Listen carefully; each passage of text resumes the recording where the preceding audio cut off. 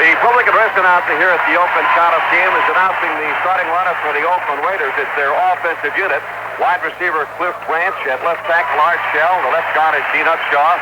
Dave Dalby is the center. George Bueller is the right guard. The right tackle is John Bellin. The tight end is Dave Casper. The quarterback, of course, Kenny Stabler. At running back, Clarence Davis. The other running back is Mark Van Eeken. The wide receiver, the flanker on the right side, is going to be Fred Biletnikoff. And that's the starting lineup now for the Oakland Raiders. Now, the procedure this year is that the coin toss is not until 3 minutes before this ball game is to get underway. And I do not believe that they have had that coin toss as yet. So since they announced the Raiders offensive unit, let's take a look at the Steelers defensive unit. The front four at left end, L.C. Greenwood. The left tackle is Joe Green. The right tackle is Ernie Holmes. And the right end is Steve Furness. The linebackers, probably the most familiar trio of linebackers in the National Football League. Jack Ham, the left linebacker, the middleman, the mean one, Jack Lambert, and the veteran on the right side, Andy Russell. As far as the defensive secondary, J.T. Thomas at left corner. The strong safety is Mike Wagner. The free safety, Glenn Edwards. And the right corner is Mel Blunt. In a couple of minutes now, the NFL kickoff on Mutual.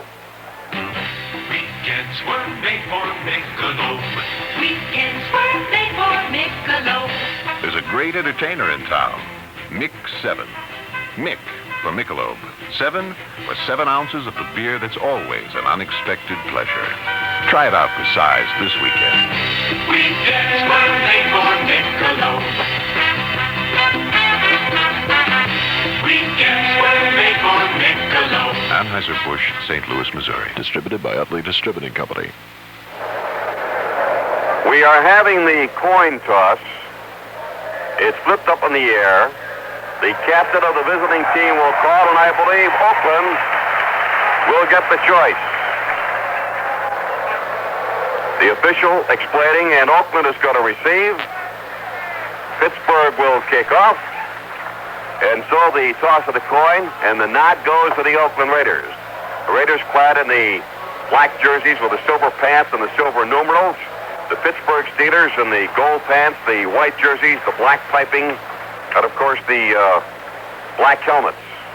You notice the boos, Tony, a couple of the Bradshaw and Rocky Blyer and a lot of yays. And Tom Pagna, right now, our national anthem.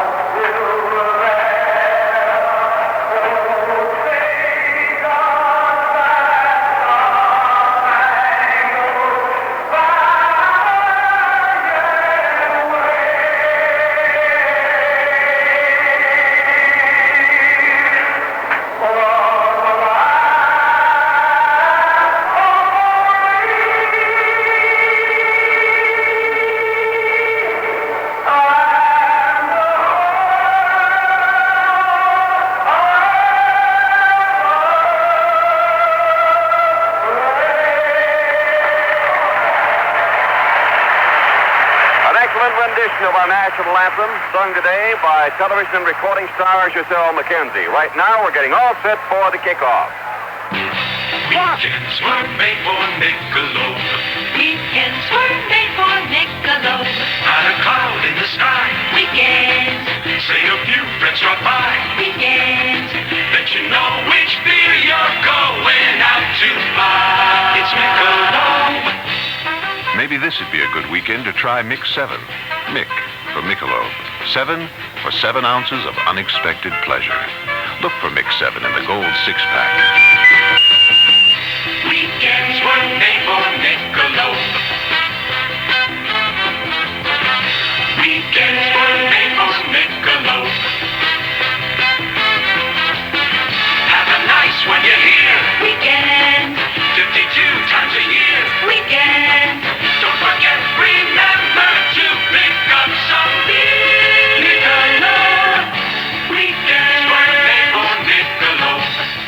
Anheuser-Busch, St. Louis, Missouri. Distributed by Utley Distributing Company. And Mutual's first Sunday afternoon football broadcast is moments from getting underway. Roy Girardo will kick off for the Pittsburgh Steelers, and waiting near the goal line. To our right is Carl Garrett. To our left is Morris Bradshaw. And this one, a big one for both ball clubs, is about to get underway. Again, a beautiful sunshiny day. Temperature 65, very high sky here at the Oakland Coliseum. And the classic confrontation, the Pittsburgh Steelers and the Oakland Raiders, a rivalry that matches that of the Bears and Green Bay Packers many, many years ago. It's a spectacle I never tire of, Tony. The anxiety and the electricity that you can feel here just before that kickoff, where you think all those thoughts. Well, I wonder what Mr. Bradshaw and Mr. Garrett are thinking right now, and here's Girardo about to approach the football. Roy's been around a long, long time, and this one about to get underway. Girardo, soccer-style kicker. Boy's about 7 yards behind the ball. Runs up on an angle, gets the boot. It's up in the air. It's coming down. Bradshaw, no, it'll be Garrett. 2 yards deep, at the 5, at the 10, circling to the right, 15, 20, goes to the outside, at the 25, the 30, breaks one tackle and is knocked down somewhere around the 33-yard line. He had a little something going there. He started up the middle, broke it to the right, and his blocking formed pretty well. And the man that made the hit out there, at least one of the Pittsburgh Steelers, was Jack Delaplane, a running back who's done a fine job, especially in the preseason for the Pittsburgh Steelers, a rookie out of Salem College in West Virginia. Steelers are going to take an even front up front. Looks like an even. Yeah, Lambert's in the middle, a middle linebacker. Now they move Joe Green over a little bit. First and 10 at the 34-yard line. A turnaround to give by Kenny Stabler. There may have been a fumble, but I believe the whistle blew the play dead. As the handoff went to Clarence Davis, he tried the right side. That right side was stacked up by the big guy, L.C. Greenwood, and by the linebacker, Jack Lambert. He's menacing. He climbs right up on the nose on an angle on the center just before the snap of the ball. Kind of makes you think a little bit. Well, the ball is still at about the 34-yard line. Second down, no gain on the play. Second down and 10 yards to go. Kenny Stabler, the quarterback. Turns around, the left-hander looking, throws out to the left flat, taking up the 27, at the 30, up to about the 32 or 33-yard line. And it's Clarence Davis once again, and he may have gotten a yard up to about the 35, and that's about it. That was an interesting decoy that the Stabler came up with right there. He split two wide receivers to his right, and the defensive secondary for Pittsburgh moved over to compensate. There was one man left on the tight end. He came back, looked to the double receiver, and screened off. So it's third down. They still say 10 yards to go, no gain on the play. Boletnikoff wide to the left. Stabler getting the snap, dropping back, looking, throwing out in the flat. He's got his tight end, Casper, at the 43, at the 45, the 48-yard line. And Dave Casper comes up with a catch, and it's good enough for the first down. And getting up and just a little slow there, it looks like he was holding his right arm, was Jack Ham, the 6'1", 225-pound, 7-year veteran from Penn State, backing up the left side of the line. But the pass is complete. Stabler to the tight end, Dave Casper. Great protection that time. Zone coverage, and he picked it apart. Casper, of course, a former Notre Damer. That'll make it first and 10. The ball at the 48. The handoff up the middle. And Davis finds very little running room. Gets it up past midfield down into the Steelers' territory. And the last man to get up from the bottom of the pile for the Steelers was Ernie Holmes, the 6-year veteran tackle from Texas Southern. Incredible pursuit on the interior of that line. L.C. Greenwood and Joe Green, Ernie Holmes, converge on the interior run. Second down and 8. The ball just past the midfield stripe at the 48-yard line. Here's Stabler, I formation, pitches back. Carl Garrett can't go inside, goes outside, breaks one tackle, gets down to the 45-yard line. Fine lateral pursuit by the Steelers defense. Andy Russell was there. Coming up to make the hit was the right quarterback, Mel Blount, a 6'3", 205, 8-year veteran from Southern U. So on the play, we've got third down now at about 5 yards to go, as the ball is spotted down right around the 46-yard line of the Pittsburgh Steelers. He's got some working room here, Tony. 3rd and 5 is a good run action down. You can go for a bomb. You can go for the little short 5-yard pickup. Steve Banaszak in the backfield along with Garrett. Here's Stabler dropping straight back, looking, throws up over the middle. Caught by Garrett at the 40. He loses the tackle at the 35. Ducks in, gets down to the 30-yard line. And the Raiders have another first down. A fine catch by Garrett as he came out of the backfield from the right side, circled around over the middle, made the catch, eluded a couple of tacklers, and got it right down to around the 30-yard line, and it should be another Oakland first down. You know, Tony, there were 4 receivers on that, and the deeper one leading Garrett was Casper. Garrett came underneath it, and it flooded 4 people out in the zone. So another first down for the Oakland Raiders. They started back at their own 34. They're now down at the Steelers' 31-yard line. Steelers with a 4-man front. Stabler on the give. Banaszak going outside. Andy Russell grabbed him, and then grabbing that jerk, lost control, and somebody else came in and grabbed him and knocked him down right up the 30 to 29-yard line. Mel Blunt came up very quickly, and the mean one, Jack Rabbit, was also there to help on the play. That's a pet play for them to the weak side, to the split end side, to give to the fullback, let him slant it in there, take it if he's got it, if not, dip it outside. Well, he dipped it that side to the sweep side, but it's funny about Ham. He's tough to get around. A gain of a yard, second down, 9 yards to go. The ball at the 29-yard line of the Pittsburgh Steelers. There is no score. We are in the first quarter. The Raiders started back to 34. Here's the handoff by Stabler, and it looked like he was going to drop back the pass, sort of a halfback sprint. Ball was given to Clarence Davis, and Davis ran into the right side. He ran into Steve Furness, the 6'4", 255-pound, 6-year man out of Rhode Island, and the play comes to a grinding halt somewhere around the 28, 29-yard line. So it'll be third down now, and about 9 yards to go for a first down. They've shown 2 sets here, Tony, so far. The pro set, conventional flanker back and split end, opposite sides, and 2 receivers to a side. Now here they come out again with the 2 receivers to their right. It'll be interesting to see if he floods it. Wide to the left, we've got Poletnikoff and Bradshaw. Stabler looking. He's going to throw down the left sideline. It's headed for Bradshaw, and it's incomplete. And he was given a shot by Mel Blunt just to let him know, Mr. Bradshaw, I'm here, and don't forget it. That was interesting. The underneath coverage, that is the linebackers and the inside, the 2 cornerbacks and the linebackers played man coverage all over. They had 3 receivers out, wide receiver, tight end, and flanker back. And then deep behind the linebackers was a twin safety to pick off. It's called double free safety. Good coverage. Stabler's 3 for 4, 32 yards. All right. Here comes the field goal attempt. It's up in the air. It is blocked.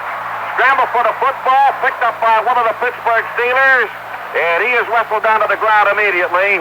And the big guy to knock it down and grab the football was number 75, Mean Joe Green. A wall, a tyrant on defense. Well, Freddie Steinfort does not succeed on his first field goal attempt. He's 5'11", 185 pounds, number 5 draft choice out of Boston College. He replaces the aging veteran George Blanda. And so we have no score on the blocked field goal. With a score, Oakland nothing, Pittsburgh nothing. There's a timeout on the field. Now this for Buick. To the man who bought the Skyhawk, to the girl in the Century, we're glad you like your Buicks, glad you set your spirit free. And to the family from Ohio, to the folks up in St. Paul, nice to see you join us, nice to see you all. There I was with my new Buick Skylark, and there he was, just coming out of the store with a new coffee table. I like your coffee table, I said. I was going to buy one just like it. Thank you, he said. I like your Buick Skylark, too. I was going to buy one just like it. Thank you, I answered. Then he suggested, listen, you like my coffee table and I like your Skylark. Why don't we get married? What can I say? I guess it was love at first viewing. It's nice to see you join us. We're glad it came to be. Nice to see you join us. Glad your spirit's free. Buick, dedicated to the free spirit in just about everyone. First down at 10 for the Pittsburgh Steelers, their first offensive series of the game. No score, first quarter action. Bradshaw turns around, gives it to Rocky Blair. Blair loses one tackler, goes to the wide side of the field, gets past the 40 and hustled out of bounds somewhere around the 45-yard line. So the original line of scrimmage was the 44. Blair getting about a yard on the play. A gain of 1. It'll be 2nd down and 9 to go. Bradshaw at quarterback. The running backs are Rocky Blair, Franco Harris. Randy Grossman is the tight end. And the wide receiver out to the left side is going to be, well, he's in sight this time, and that's Johnny Stallworth. So both ends are in sight. Pro set. Bradshaw reaching under center. Ray Mansfield, a veteran of 14 years out of Washington. Bradshaw dropping back, looking, fires up and in and out of the hands at the 43-yard line. That pass was intended for Lynn Swan, and I want to tell you, Lynn Swan was really muscled by free safety Jack Tatum. That was just an individual play to the flanker back. Swan was out to the right, went down, did a curl hook, and the defense timing was just perfect. He knocked the ball out of his hand. Jack Tatum, 5'11", 206, a 7-year veteran from Ohio State. Coach Tom Pagna really established that that was his territory, and Mr. Swan had better beware. It's a good time to do it early in the game. Stallworth in the slot to the right side. Swan is wide to the right. Deuce backfield, Harris and Rocky Blair. Here's Bradshaw. On 3rd down, looking, throwing down to the left sideline. Pass intended for Grossman, and it is incomplete. Incomplete pass, and coming up to make the hit on the play was Charles Phillips. You know, that's an amazing play, Tony, because if that ball had been thrown with a little less air under it, he drilled it, and if he didn't drill it, it was an interception ball. So now it becomes 4th down at 8, and the Steelers unable to move the football outside of a yard gained by Rocky Blair on a sweep to the right side. And that means that Bobby Walden, a 14-year veteran from Georgia, 6 foot 190-pounder, is standing back waiting to boot, waiting for the snap back at the 32-yard line. Deep man is Neil Colsey. The kick angled off to the far side. Hits and will go out of bounds somewhere around the 22-yard line of the Oakland Raiders. The Oakland Raiders moved the ball on that last drive. It was just a set of circumstances moving here inside the 40 that stifled them.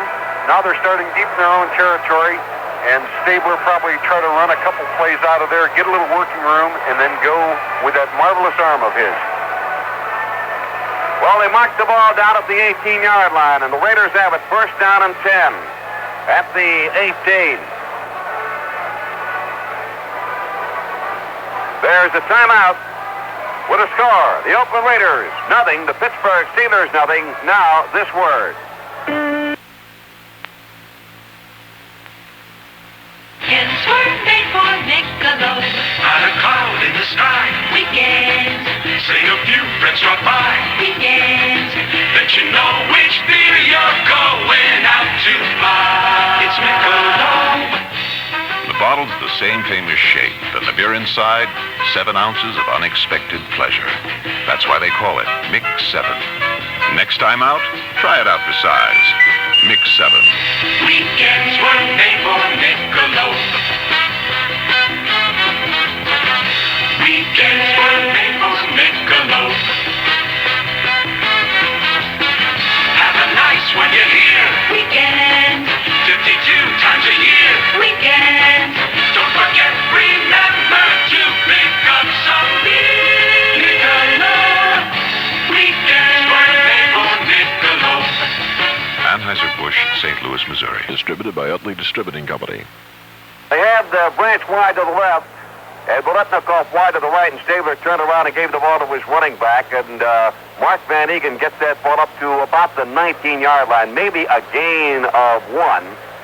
And Tom Pagna, both teams, of course, doing a little searching, feeling out. No score here in the first quarter, looking for the break that's going to get their offenses in high gear. But for the most part, doing a lot of punching into the line and searching out each other's defense. 2nd down. They say a gain of 3, 2nd out of ball at the 20-yard line. 7 yards to go. The handoff. Davis coming to the outside. Gets it up to about the 30-yard line, but there is a penalty marker on the play as he sweeps to the left. A lot of Pittsburgh Steelers. As a matter of fact, one of the Steelers wound up with a football eventually, and that happened to be the right quarterback, Mel Blunt. But the penalty marker on the play, That sweep away from the double receiver side, it had to be called, Tony Roberts, because of the definite overlay of the defensive secondary on the Pittsburgh Steelers. They get double receiver one side, boom, the secondary switches that side, and the Oakland Raiders came right back with a sweep to the opposite side. Well, the Steelers were offside on the play, so the walk-off is 5. That'll make it 2nd down and 2, and the ball up the 25-yard line. Poletnikoff comes out wide to the right. Out to the left side, the speedster, Cliff Branch, who played at Colorado.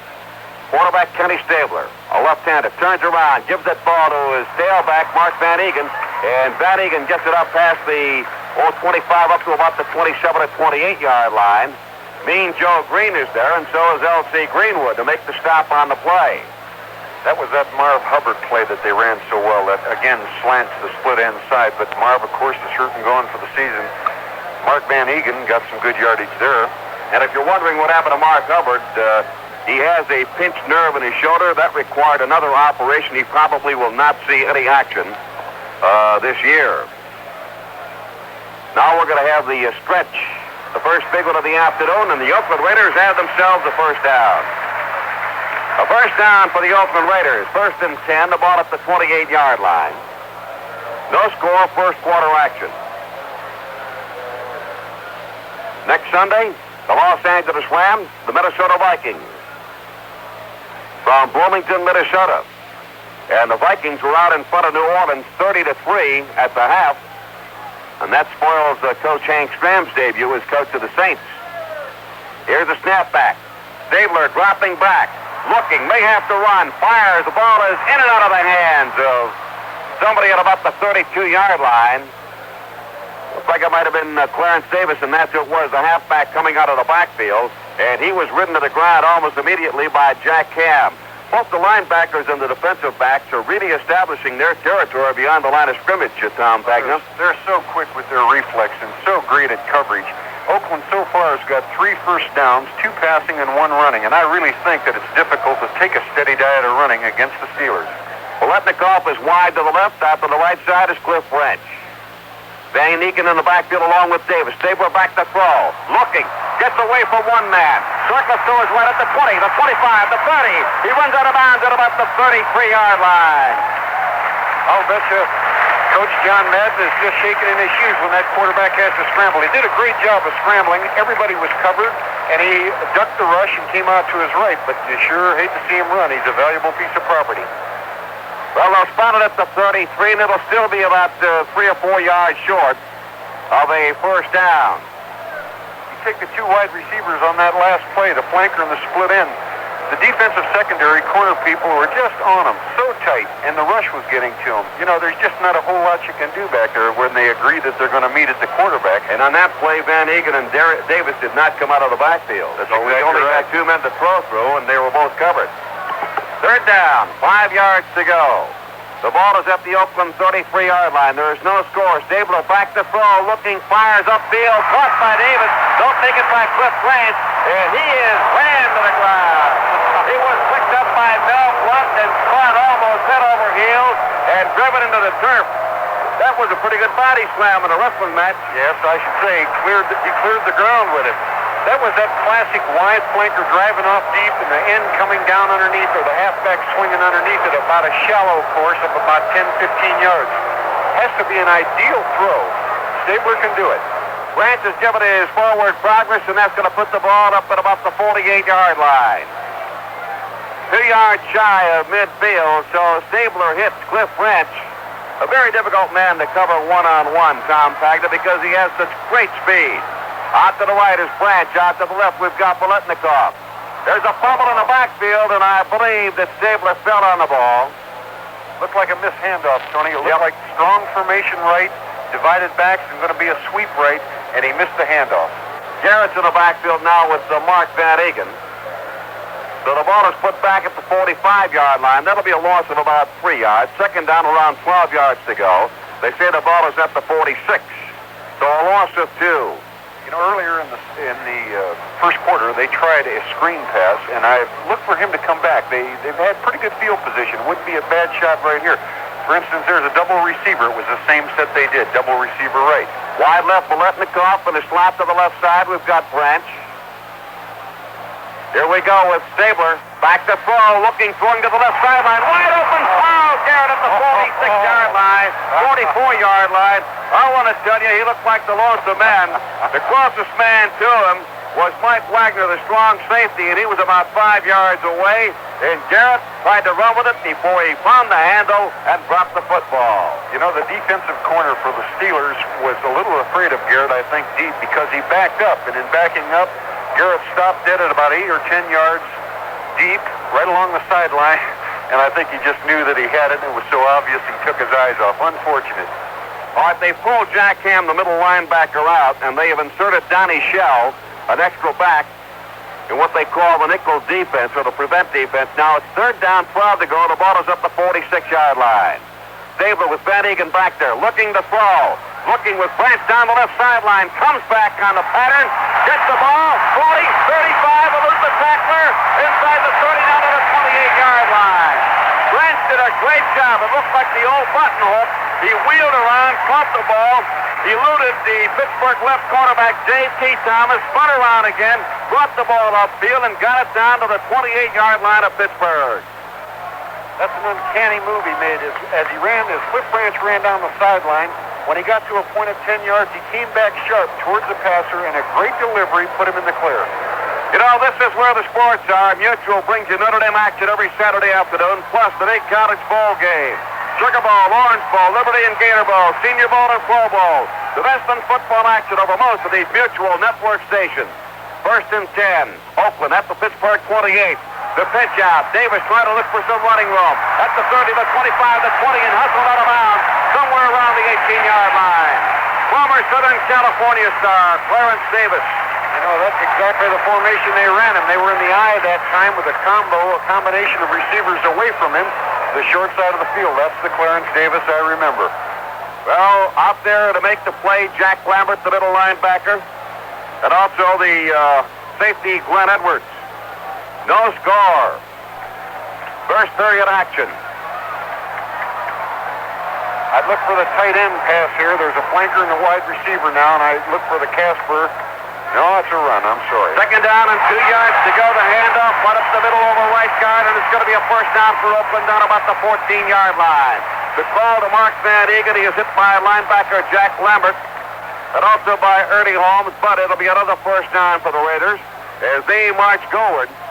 So it'll be 1st and 10, about at the 15. Let's pause briefly for station identification. This is Mutual, your news and sports radio network. This is WSON in Henderson, your sports leader in Kentuckiana. Here come the Raiders out of the huddle. Dave Dalby out over the football. In the backfield, Clarence Davis, and now Pete Banaszak. Wide to the left. Biletnikoff and Branch. Stabler back to throw. He's got time. Looking. Still has time. Lost the ball into the end zone. Branch hit it. Oh, intercepted. It looked like Cliff Branch may have had it, but it was picked off in the end zone by free safety Glenn Edwards, a 6', 185-pound, 7-year man from Florida A&M, and the Oakland threat dies in the end zone. Tony, what they tried to do there, and it was a good call, they took the slot back and the tight end on opposite sides and crossed them, figuring that Pittsburgh would be in a defensive man-to-man coverage, which they were. But the coverage was so good and the ball lofted that it caught the interception. Well, with the score still 0-0, there's a timeout on the field. Now this for Midland. Yeah, 10-4, you got the rubber duck on the way, good buddy. I had enough of that trying to fish the flat. I just couldn't get a doggone bite. So I called on my convoy buddy to see if he could make it right. With a million Midland Seabees around, there's always one to help you out. So thanks to my convoy buddy, this old duck's going to get him some trout fish. Join Midland Convoy, get Midland Seabees. 10-4, we up here at Lost Lake. Knock out me strings along your whip antenna. Come on. If you're looking for a fisher at 1036, it's nice to have a buddy around to get yourself in the Midland Convoy. We all headed out of this town. Keep your britches dry when you cast that fly. You're going to catch you a mint of them fish. But if you don't have a Midland CB rig, there's a bunch that you're going to miss, 10-4. Mercy sakes alive, you should have seen the one that got away. Join Midland Convoy, get Midland Seabees.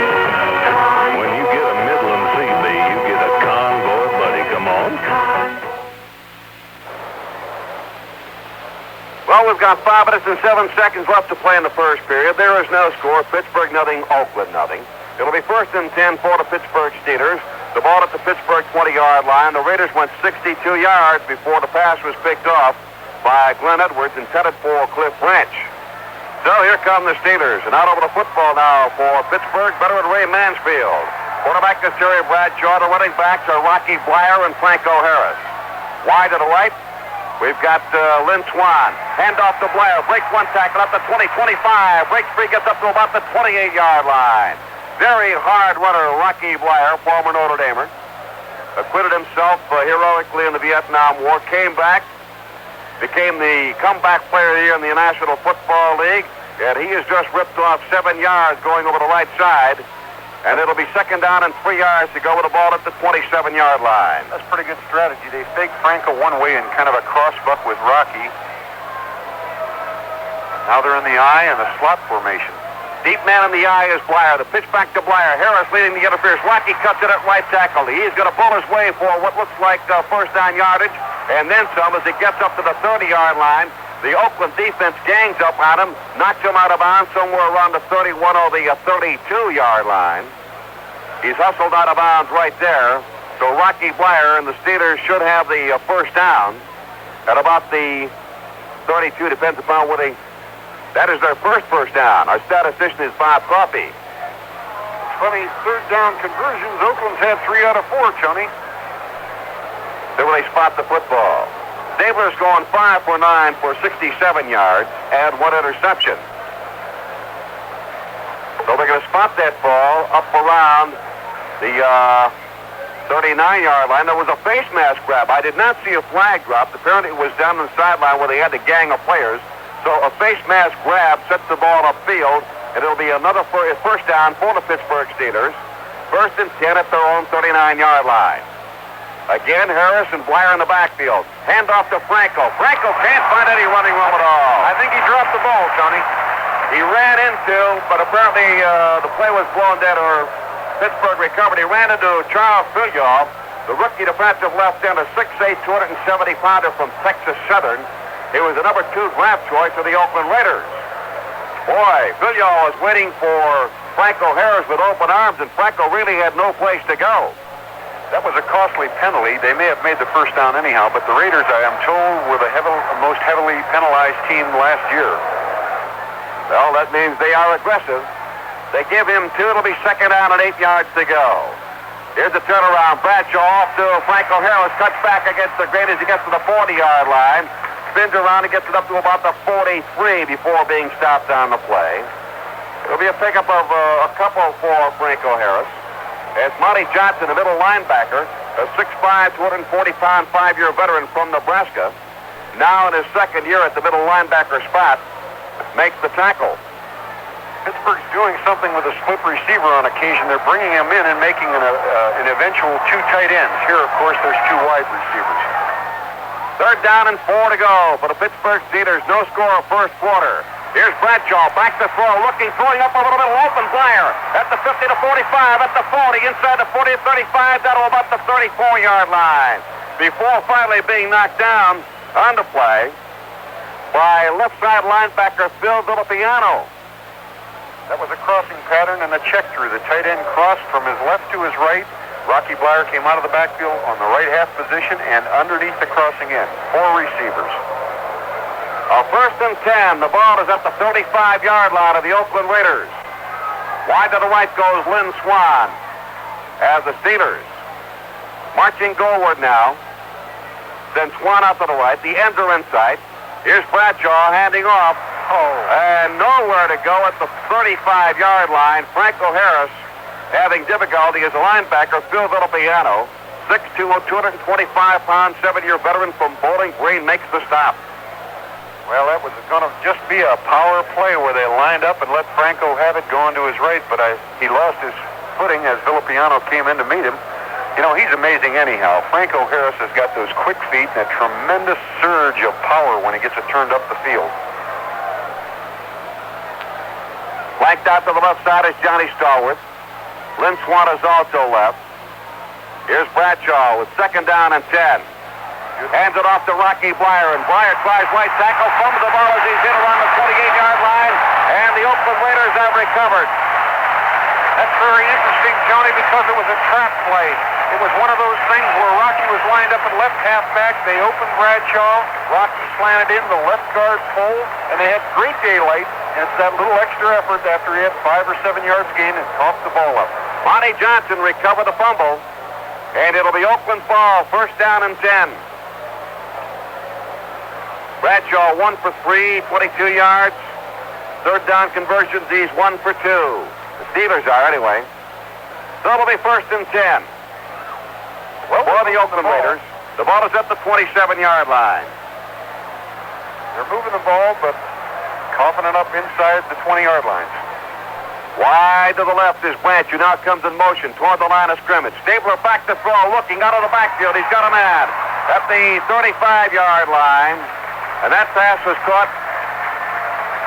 by number 28, Clarence Davis. And they'll give him the forward progress up to about the 36-yard line.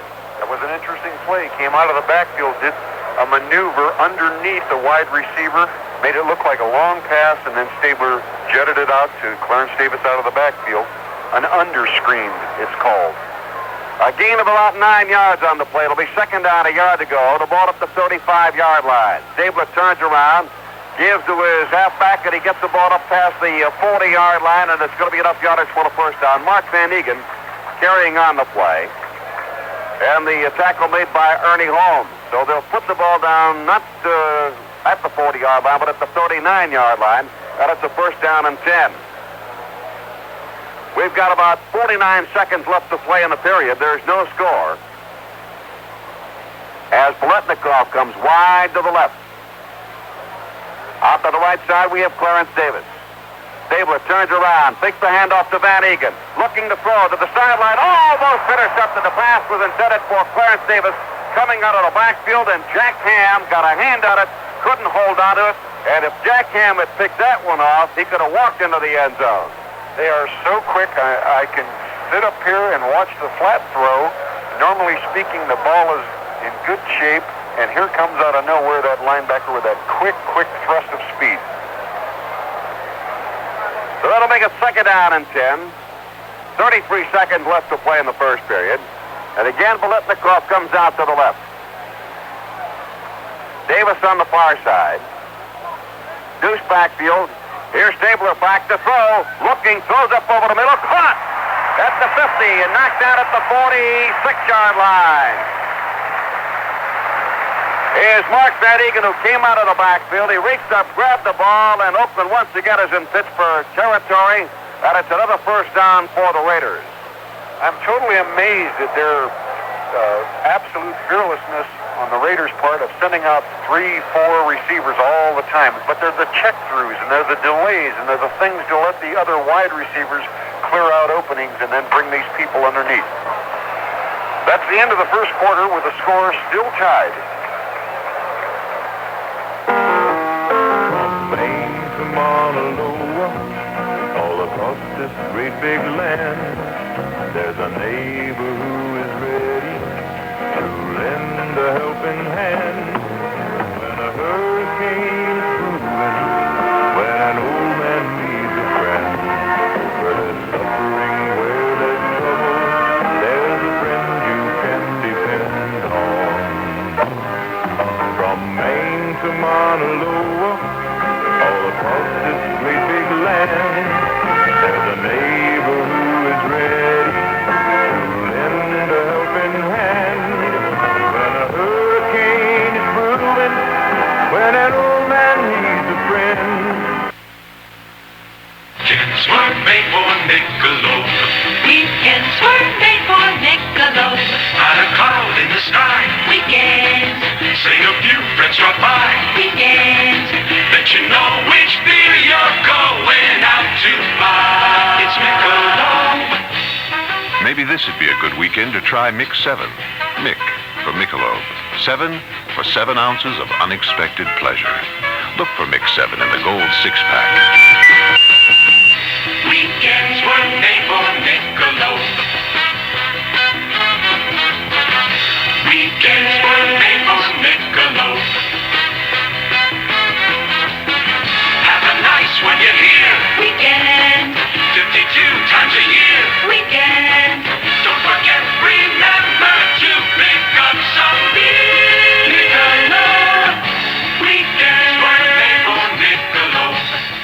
Anheuser-Busch, St. Louis, Missouri. Distributed by Utley Distributing Company.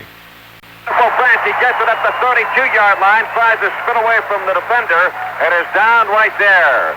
And Mel Blunt made the tackle on the play. Well, apparently Stabler splitting Branch out as far as he can, divorcing him from the rest of the field and letting him go one-on-one with the cornerback. And he's working against one of the great ones, Mel Blunt. But he's evidently respectful of the great speed Branch has because he backed him off, then he curled in. Stabler can deliver the ball if you've got a couple steps. First down and 10. The ball at the Pittsburgh 31-yard line. Stabler turns around, gives to Van Egan, and right up the middle, just straight power play, and ahead he drives. Inside the 30-yard line, down to about the 25, 26-yard line. Before being stopped on the play, Mean Joe Green was there. So was middle linebacker Jack Lambert. Van Egan hit that play. It was right up over the center, and it was trap blocked. The center blocked back to his left. The left guard pulled and trapped up and through, and there went Van Egan. Van Egan picks up 5 on the play. It'll be second down and 5 to go. In the backfield, Van Egan and Carl Garrett. Hand off Van Egan, right tackle. Inside the 25-yard line. Inside the, close to about the 20-yard line before being stacked up on the play. Nothing fancy. They just went power, right tackle. Again, Lambert there to make the stop on the play. Last man to get up is number 68, and that's Ernie Holmes. Check that, make it L.C. Greenwood. I think that's Mark Van Egan coming out of the ball game, and he's getting quite a round of applause for a young player. He's done a very fine job so far. Oakland switches backs now. They take Van Egan and Garrett out, and Clarence Davis is in, along with Bannersack. Beat Bannersack and Clarence Davis in the backfield. Stabler the quarterback. Stabler looking to throw. Looking again. He's being rushed. To lose one tackler. Can't get away from another. And he'll be down for a loss. He'll have to eat the football back at about the 32-yard line. Just couldn't find anybody open. And the Steelers came with a big rush. L.C. Greenwood. Mean Joe Green. Steve Furness. Oakland's had 11 first downs so far, Tony Roberts, 7 passing and 4 with the rushing. A loss of 10 on the play. Stabler was sacked. That'll make it second down and 20 yards to go. The ball is now at the 30-yard line. Biletnikoff goes wide to the right. Casper, the tight end, is in left side. Davis and Bannersack in the backfield. Stabler looking, pumps once, goes to the left side, wide open all alone! Touchdown! Dave Casper, the tight end, and there had to be a mix-up on the coverage because Casper didn't have anybody within 10 yards of him, and Stabler rifled the touchdown pass that Casper took at the 2, danced into the end zone. That was a 30-yard touchdown toss from Kenny Stabler to Dave Casper, and the Oakland Raiders are on the board. You know, Tony, on that particular play, they had a double receiver right set up. Casper is the tight end left. When Stabler came back, he made a great pump down the middle of the field, and the linebacker, cornerback over on the side of Casper relaxed. And Casper surged with a bit of speed up the sideline, and of course, he threw the strike. Freddie Steinfort for the PAT. The kick is up, and it is good. Let's see upright. Score with 12 minutes and 52 seconds left to play in the first half. The score is the Oakland Raiders 7, the Pittsburgh Steelers 0. Joe Namath here. And what about those last few plays? I'll tell you something else worth cheering about. Lazy Boy Comfort. Lazy Boy makes chairs that recline and swivel and rock. Chairs that let you stretch out, put your feet up, and really relax. Chairs that make you feel you're sitting on top of the world. Lazy Boy. It's America's favorite chair. Get yourself a Lazy Boy. You'll cheer too.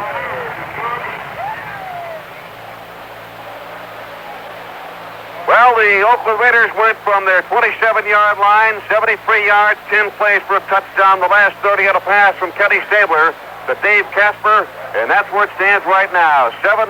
The Oakland Raiders out in front. Here's a run-up, and the kick coming by Ray Guy. Downfield it goes. Jack Delaplane gets it on about to the 5. The 10 comes up the middle at the 15.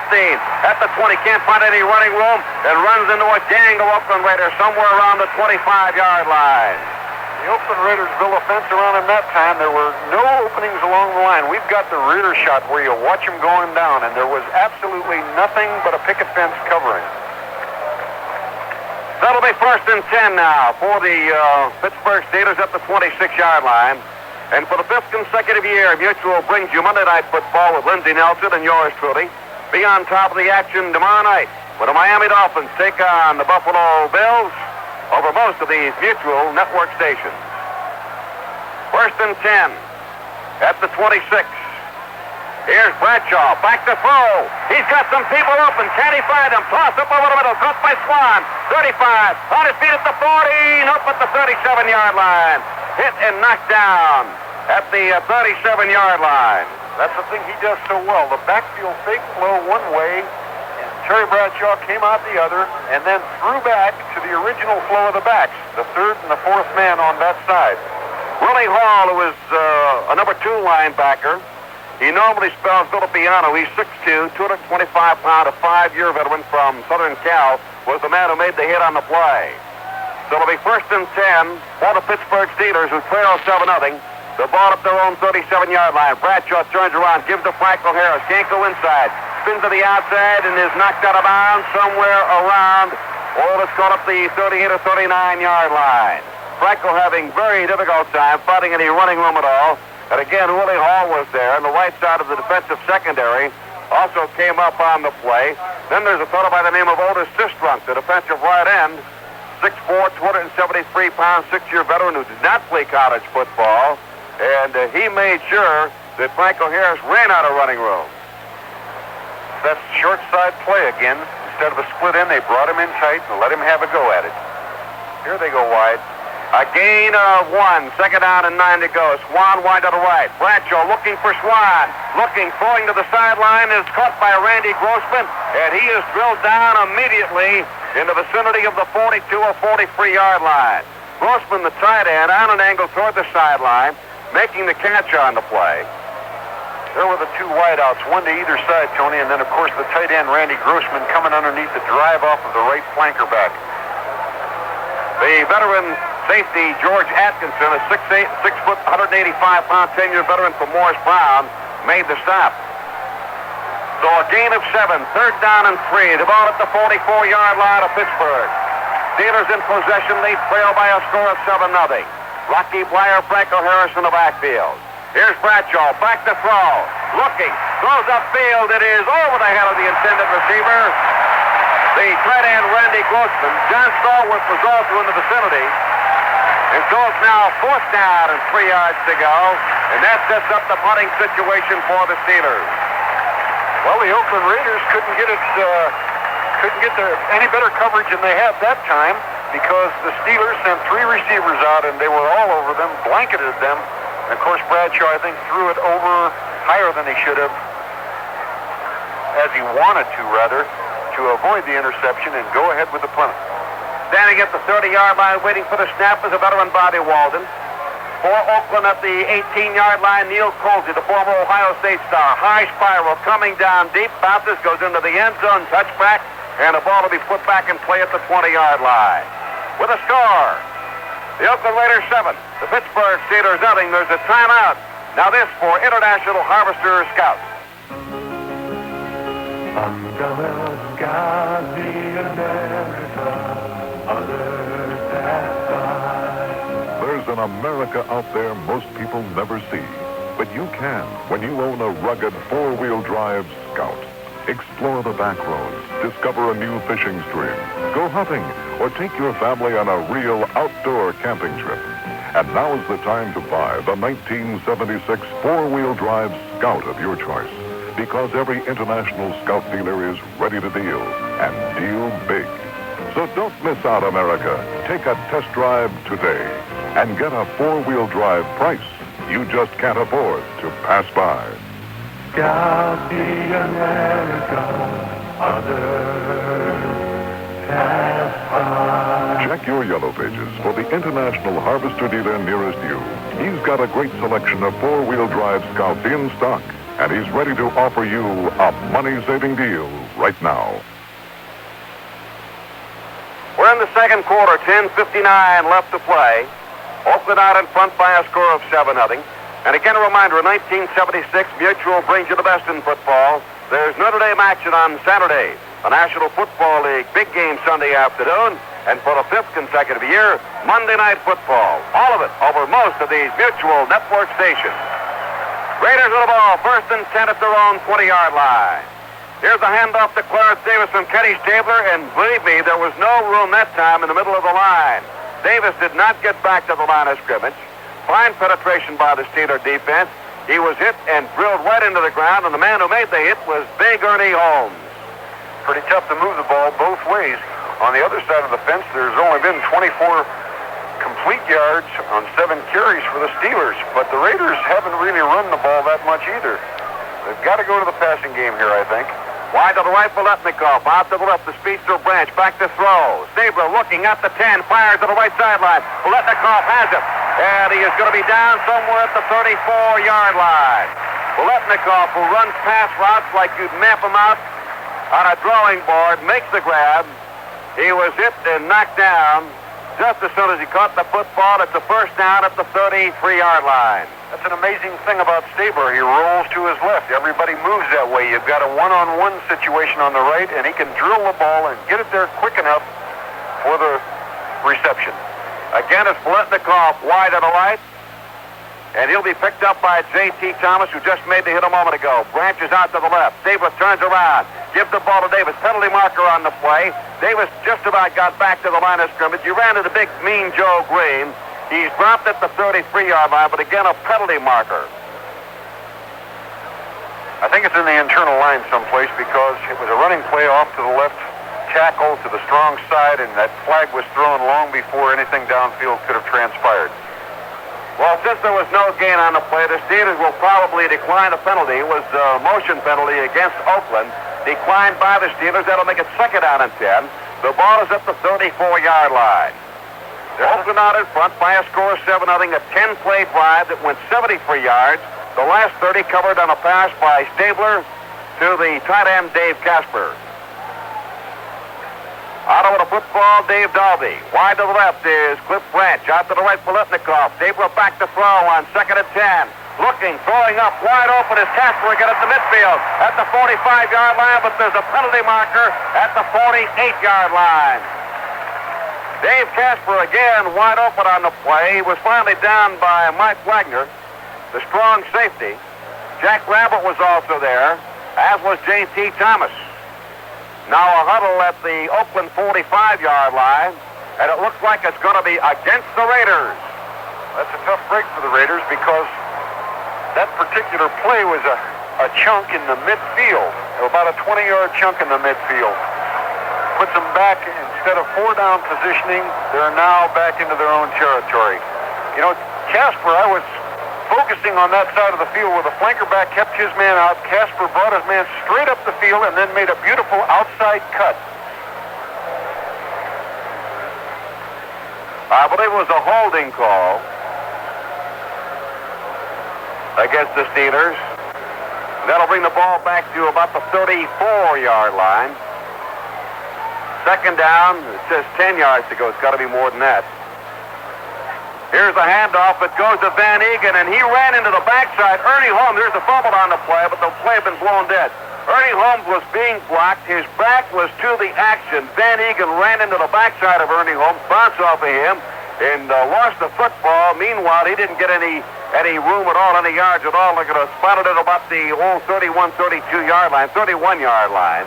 So now it's going to be 3rd down and about 13 yards to go. The ball is at the 31-yard line. 9:28 left to play in the first half. Oakland out in front by a score of 7-0. Ernie Holmes comes out, and they'll use the extra back now. That was going to be a draw play. They, feigned the pass, slipped the ball underneath, but Pittsburgh front 4 wasn't going to be fooled. Here's Stabler back to throw. Looking, being rushed, gets away from one man, circles to the left sideline, throws on the run and throws it away. Threw it right into the Oakland bench. He was being chased by linebacker Andy Russell, and also by the big defensive left end, L.C. Greenwood. See Andy swinging at the air there. He's mad he couldn't have nabbed him for a sack deep in the backfield. So that'll make it 4th down and 13 yards to go, and the Raiders must give up the football. And they will call on the best in the National Football League, Ray Guy, to boom one upfield. Be an opportune time for the Steelers to put a heavy rush on, although I doubt that they will because they have a double deep safety here. Theo Bell is back there for the Pittsburgh Steelers, along with Frenchie Fuquay. Low snap, guy gets the boot off. Headed toward Fuquay. It is a bomb, way up in the air at the 20-yard line. Fuquay circles to his left, runs into a gang of Raiders. He's going to be knocked down somewhere around the 23 or 24. Fuquay pinned to the sidelines. Didn't have much running room at all. He was on the short side of the field. And there's a timeout with a score. The Oakland Raiders 7, the Pittsburgh Steelers nothing. Now this word. Weekends were made for Michelob. Weekends were made for Michelob. Not a cloud in the sky. Weekends. Say a few friends drop by. Weekends. Let you know which beer you're going out to buy. It's Michelob.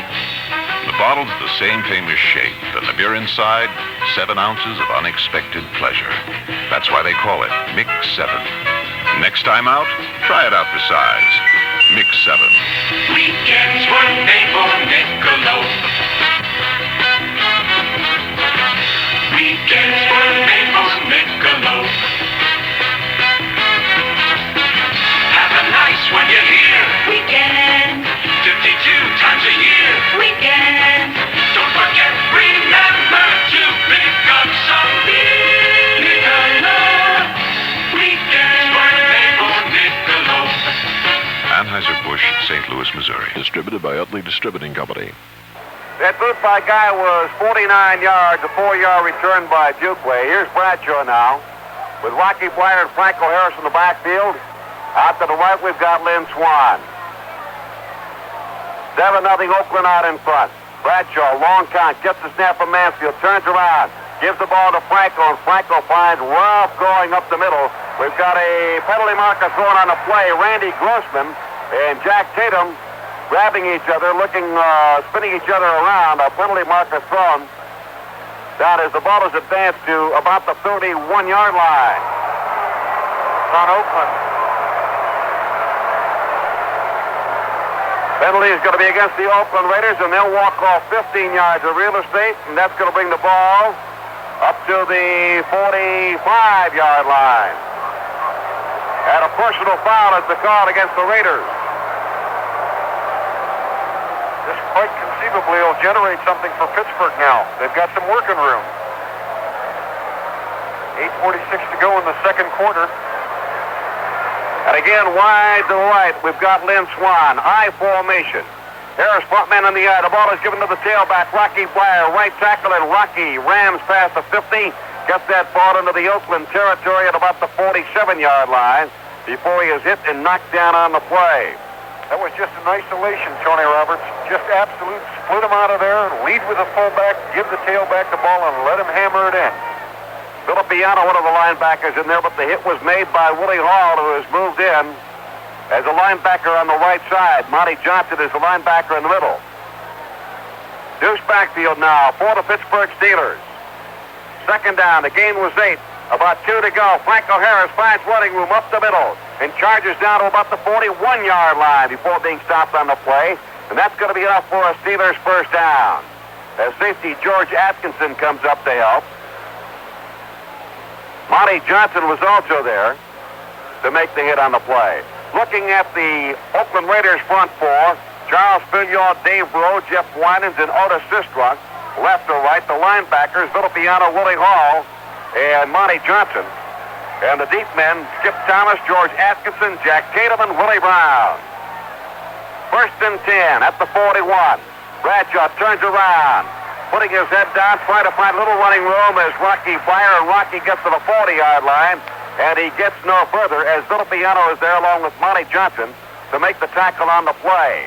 So Rocky gets a couple of yards.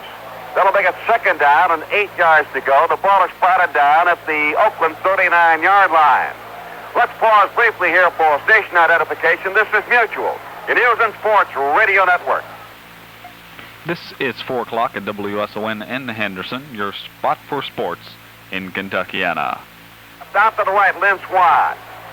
Deuce backfield again. Bradshaw dropping straight back at the 48. Fires. Swan's got it. Spins around at the 33.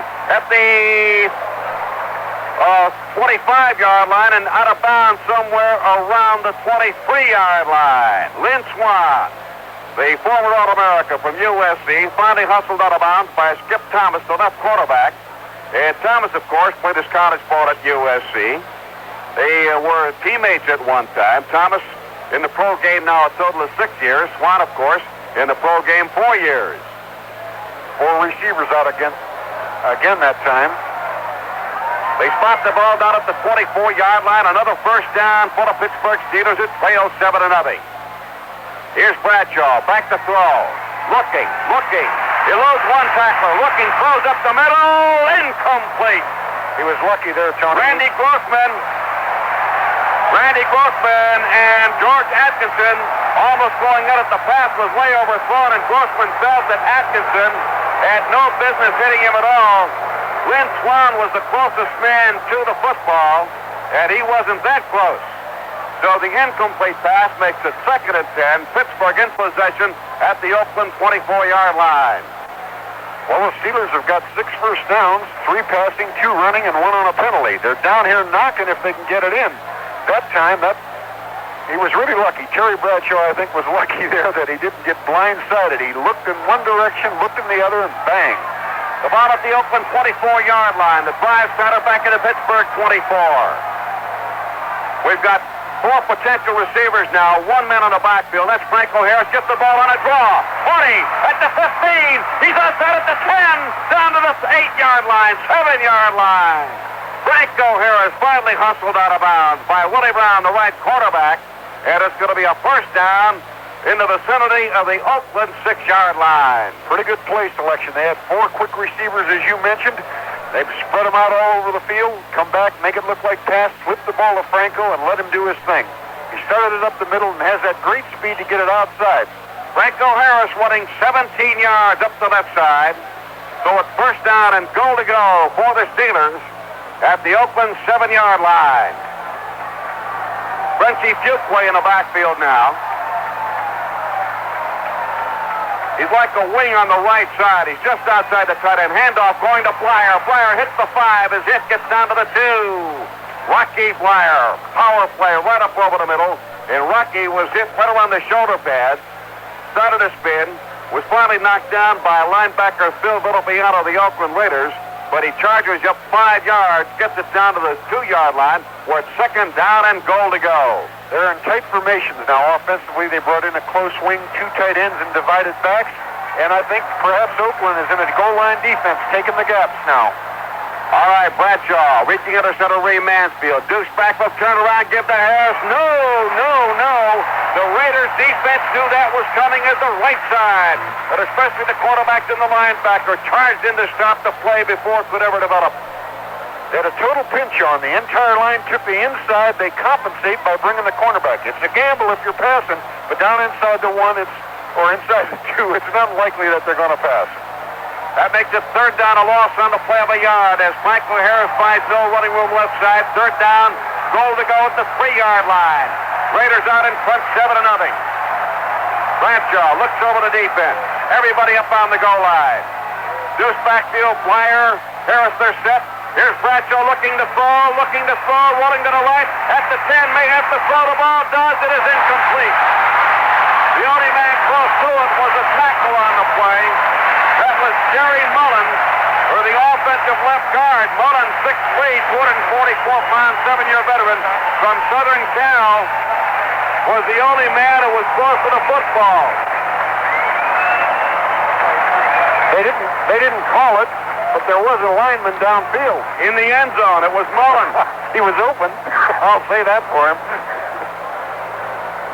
Well, this could be a very big play for Pittsburgh. They've got to get on the board if they want to tie it up and be a part of the ball game before the half ends. And by the same token, Oakland's got it all at stake here, trying to keep them out. Down in distance. Bobby Walden will hold. He'll spot the ball down at the 10-yard line. Roy Girello will kick. try for the three-pointer. It'll be a 20-yard effort. Here's the snap. Down, kick up in the air. It is no good, no good. With a score, the Oakland Raiders 7 and the Pittsburgh Steelers nothing. There's a timeout on the field. Now this for Truex and Alvarez. This is Leo DeRocher. May I get personal with you for a minute? Even if you shower twice a day, you can't wash away jock itch. What you need is something made specifically for jock itch, and that's Cruex. C-R-U-E-X.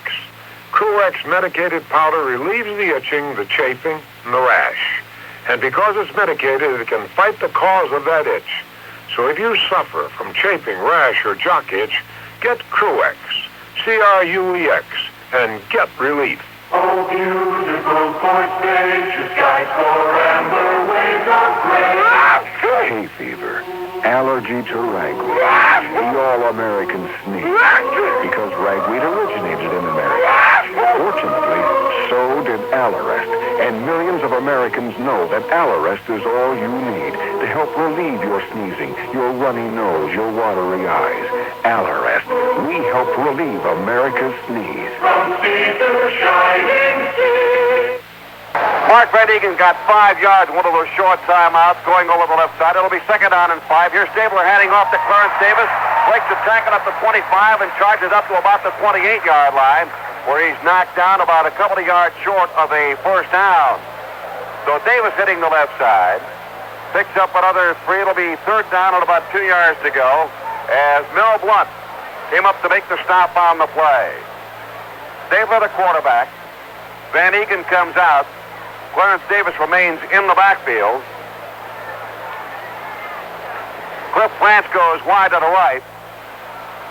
Warren Bankston is now the tight end. Dave Casper using a double tight end situation here.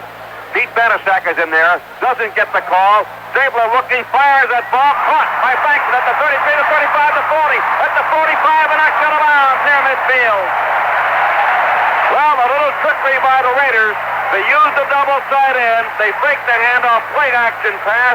Then they whipped it to Warren Bankston. It was second down or third down, a couple of yards to go for the first down.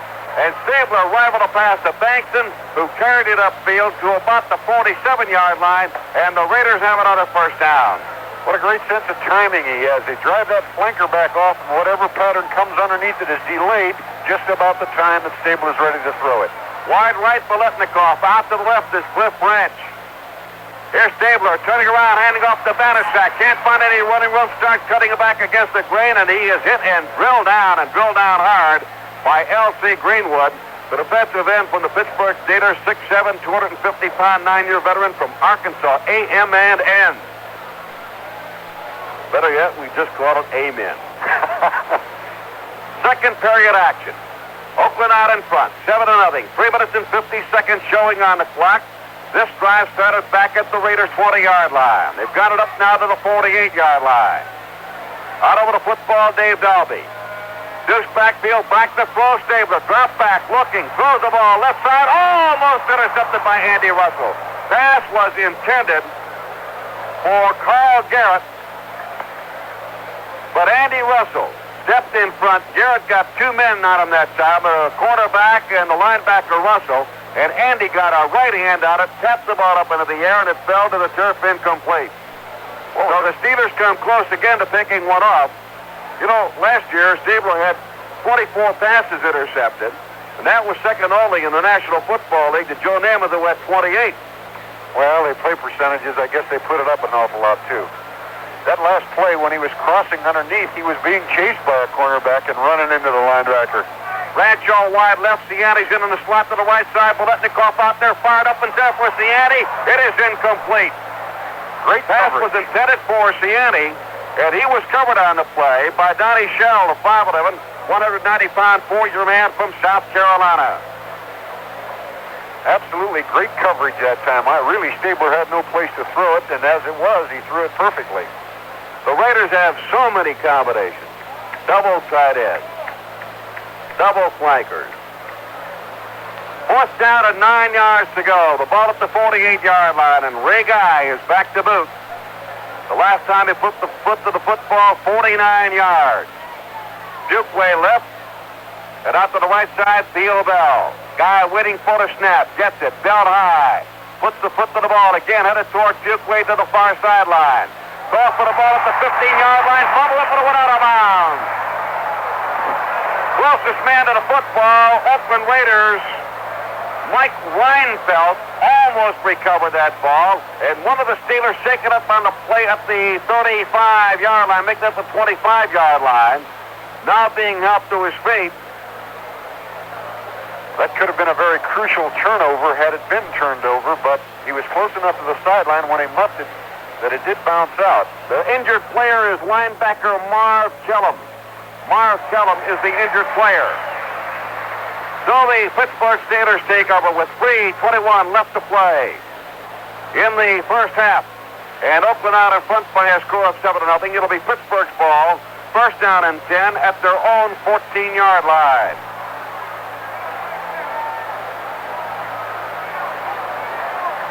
Swan is wide to the right. Here's Bradshaw turning around and handing it off. And there's very, very little running room in the middle of that Raider defense. They get the ball up to about the 15-yard line and no more. As the carry is made by Rocky Blyer, and Rocky just can't find much room to negotiate. So give him a yard or two. It'll be second down, and let's call it 9 yards to go. Pickup of 1. You know, they're a great trapping team, Pittsburgh, ordinarily, but the Raiders are really wise up front. They haven't gone for it other than 1 or 2 times early. Stallworth is wide to the left. Blyer in the slot to the left side. Bradshaw looking to throw. Heads one out to the right side. Throwing to the side. It is incomplete at the 20-yard line. As Rocky Blyer had to try to dive back toward the line of scrimmage and make a shoestring catch in the football. Bradshaw had plenty of time.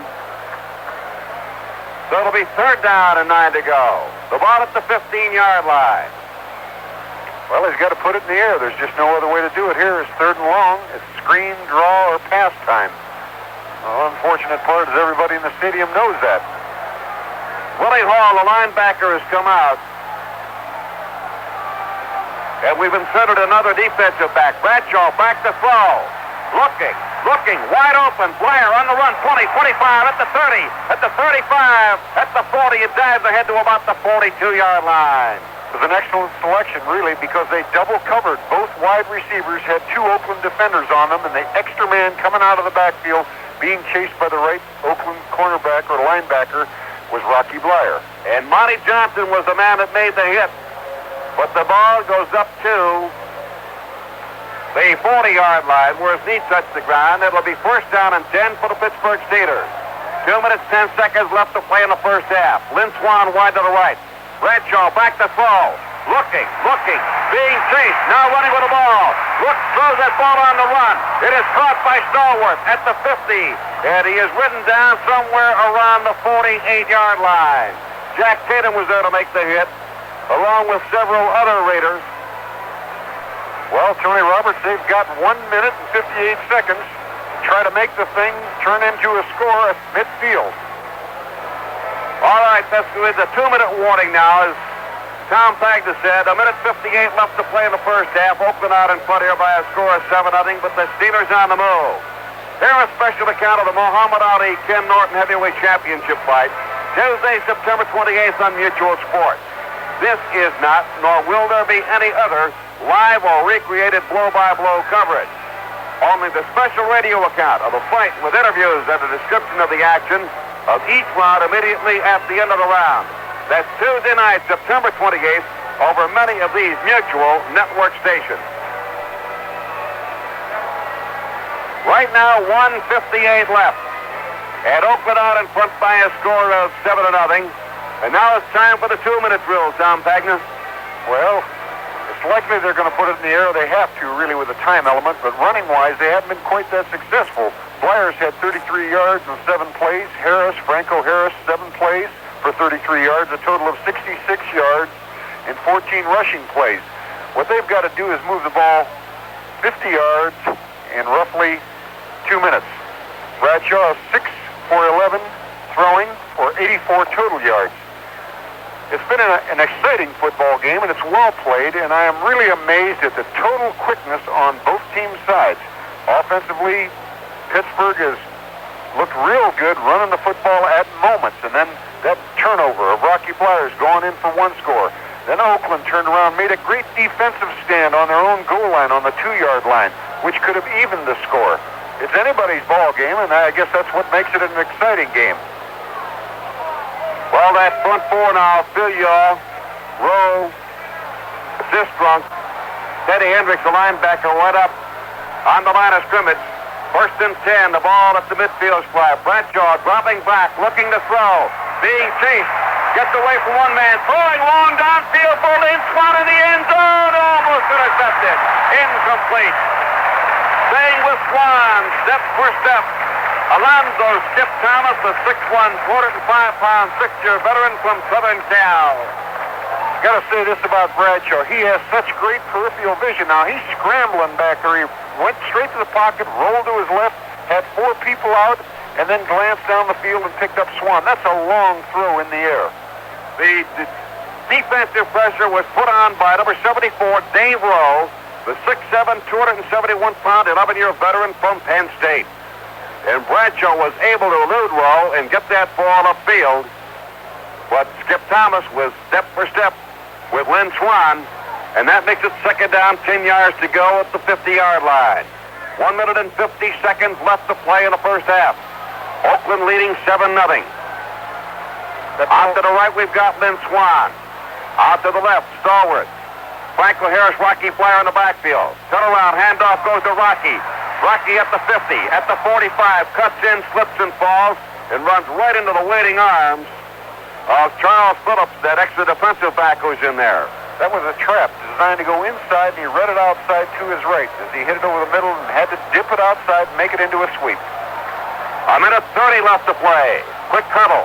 Here's Bradshaw, back to throw. Looking, being pressured. Still looking, has time. Fires that ball. Harrell's at the 40, at the 35, 30, at the 25, 20, at the 15, the 10. Falls down at the 7-yard line, the 6-yard line. That was the magic again of Bradshaw. He looked all over the field, coming out of the backfield, a delayed thing. Franco Harris, bang, he spots him, drills him the ball.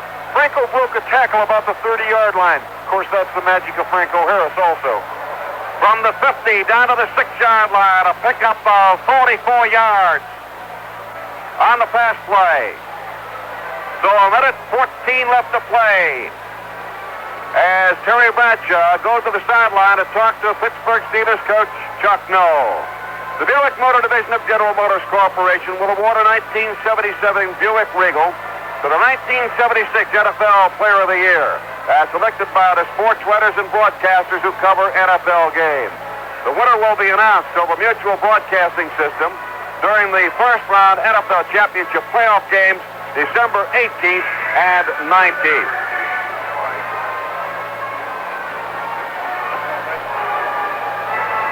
Was that looked like it might have been Lynn Swan who was shaken up on the play. It has gone to the bench. It was, Tony. He looked very reluctant to walk off, and it's unfortunate. I don't think it's anything too serious. If it is, it's in the upper body because he walked off fine. Substitution, Stallworth goes out. So does Theo Bell. Into the ball game is Jerry Mullins again. Jerry had gone to the sideline. Here's where it is, right in the trench, 5-yard line. 1 minute 14 to go. First down, goal to go. The ball is up between the 5 and the 6-yard line. Mansfield out over the football. Grossman, the tight end. And they're using Mullins on the left side as a tight end. Here's Bradshaw turning around, trying to quarterback sneak, and he just powers straight ahead, gets it down to about the 2 or 3-yard line. That's a good call down there. It's what they call a delay sneak. The backs, everybody's in man coverage. He steps one direction like he's going to give a handoff. The backs flow that way, pull their men. He plants the foot after he fakes, talking about Bradshaw, and then comes off of it, and one-on-one reads his blocking in front of him. The Raiders defense trying to muscle the ball away from Bradshaw, and the officials blow the whistle to stop the clock as they finally unpile. Villapiano was there on the tackle. So it'll be 2nd down. Goal to go. Pick up of 2. The ball is at the Raiders' 3-yard line. Bradshaw turnaround. Rocky Flyer hit. He's in for a touchdown. He broke the plane of the goal line with his head and shoulders, and the Pittsburgh Steelers are on the board with 57 seconds left to play in the first half. That was that trap play again, Tony. It was divided back, little wing back to the right. He looks like he's going to step out. Bradshaw step out to his right with a pitch, and then a hand back trap to Rocky Blyer. Just enough daylight. And of course, that body momentum of Rocky Blyer's carried him into the end zone. Any part of it breaking the plane, and it just broke it. Here's Roy Girella. Will attempt the point after touchdown, but would not this game at 7-all. Spotted down by Bobby Walden. Kick up in the air, right through the uprights this time, and it's good. And the Steelers have deadlocked the issue in the final minute of the first half. 57 seconds showing on the clock. An 86-yard march. It started way back after a Ray Guy punt, back at the 14-yard line, and the Steelers came upfield 86 yards. The last 2 yards covered by Rocky Blyer as his head and shoulders broke the plane of the goal line, and the Steelers, with a point after by Roy Girella, make it 7-all. Well, that took 7 plays. It's an exciting afternoon so far. We're in the first half. I think they call it wingding. That's what we've got here, a real wingding. Well, it's not over yet. For the Oakland Raiders, it'll be off to our right. Morris Bradshaw and Carl Garrett as the deep man. And we want to remind you, Mutual, the world's #1 radio sports network, brings you Sunday afternoon NFL football. Tom Pagna and I are going to be up at Bloomington, Minnesota next week with the Minnesota Vikings. Tangle with the Los Angeles Rams, and that should be some afternoon. That's NFL Sunday afternoon football over most of these Mutual network stations. Tomorrow night, Monday Night Football, Miami and Buffalo, and we'll have Notre Dame and Purdue at South Bend. That'll be next Saturday afternoon. The run-up by Girella and the boot. It is high, angling toward the near sideline. It'll hit and goes out of bounds in the vicinity of the 17-yard line or so. The Steelers will be assessed a penalty. Instead of the kick coming from the 35, they'll move it back now. Thinking back to that opening kickoff when Oakland received, they had little blocking formed. And, of course, this will be their second time returning it, so we've got a real good look shot at it because we're sitting right behind the opener. Right behind the home plate. Right, that's where we are. A legal procedure penalty. Legal procedure penalty against the Pittsburgh Steelers, and the ball will be spotted back to the 30-yard line, a 5-yard walk-off. Obviously, Girella kicking the ball toward the sideline, trying to isolate whoever's going to take that kickoff and pin him toward the sideline. Now, let's see what Girella tries this time. It's still Garrett and Bradshaw back. They're steady now. Garrett at the 5-yard line, and Bradshaw, to our right, is up around the 8-yard line. For the Raiders, Warren Bankston is at the, let's call it the 28-yard line. Here's a run-up on the angle by Girella, and he gets it straight up the middle this time, and it comes down end over end at the 1. Garrett at the 5, at the 10, run up the middle at the 15, and he is hit and upended at about the 19-yard line, and slicing in from the right side to make the hit on the play was Pittsburgh, and believe it or not, we've got a fellow who we don't have on our spotter's card. Coach, we run into this quite often during the year. You run into it quite often during college football games. Number 85, and he is not not listed. He's not listed. But he was on the play. But he was on the play, and he upended him. So it's first down and 10 now for the Oakland Raiders with a ball at the 20-yard line, at the 19-yard line. Stabler turns around, gives that ball to Pete Banaszak, and Banaszak gets it up to 20, maybe the 21-yard line. And that's about it.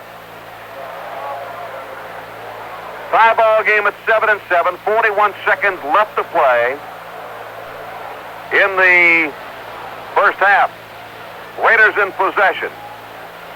Did they run the clock out here, Tom Pagna? Well, they go for all the marbles. I don't think he'll go for all the marbles. I really don't. Stabler looks like a fox. I guess they call him the snake in their styling.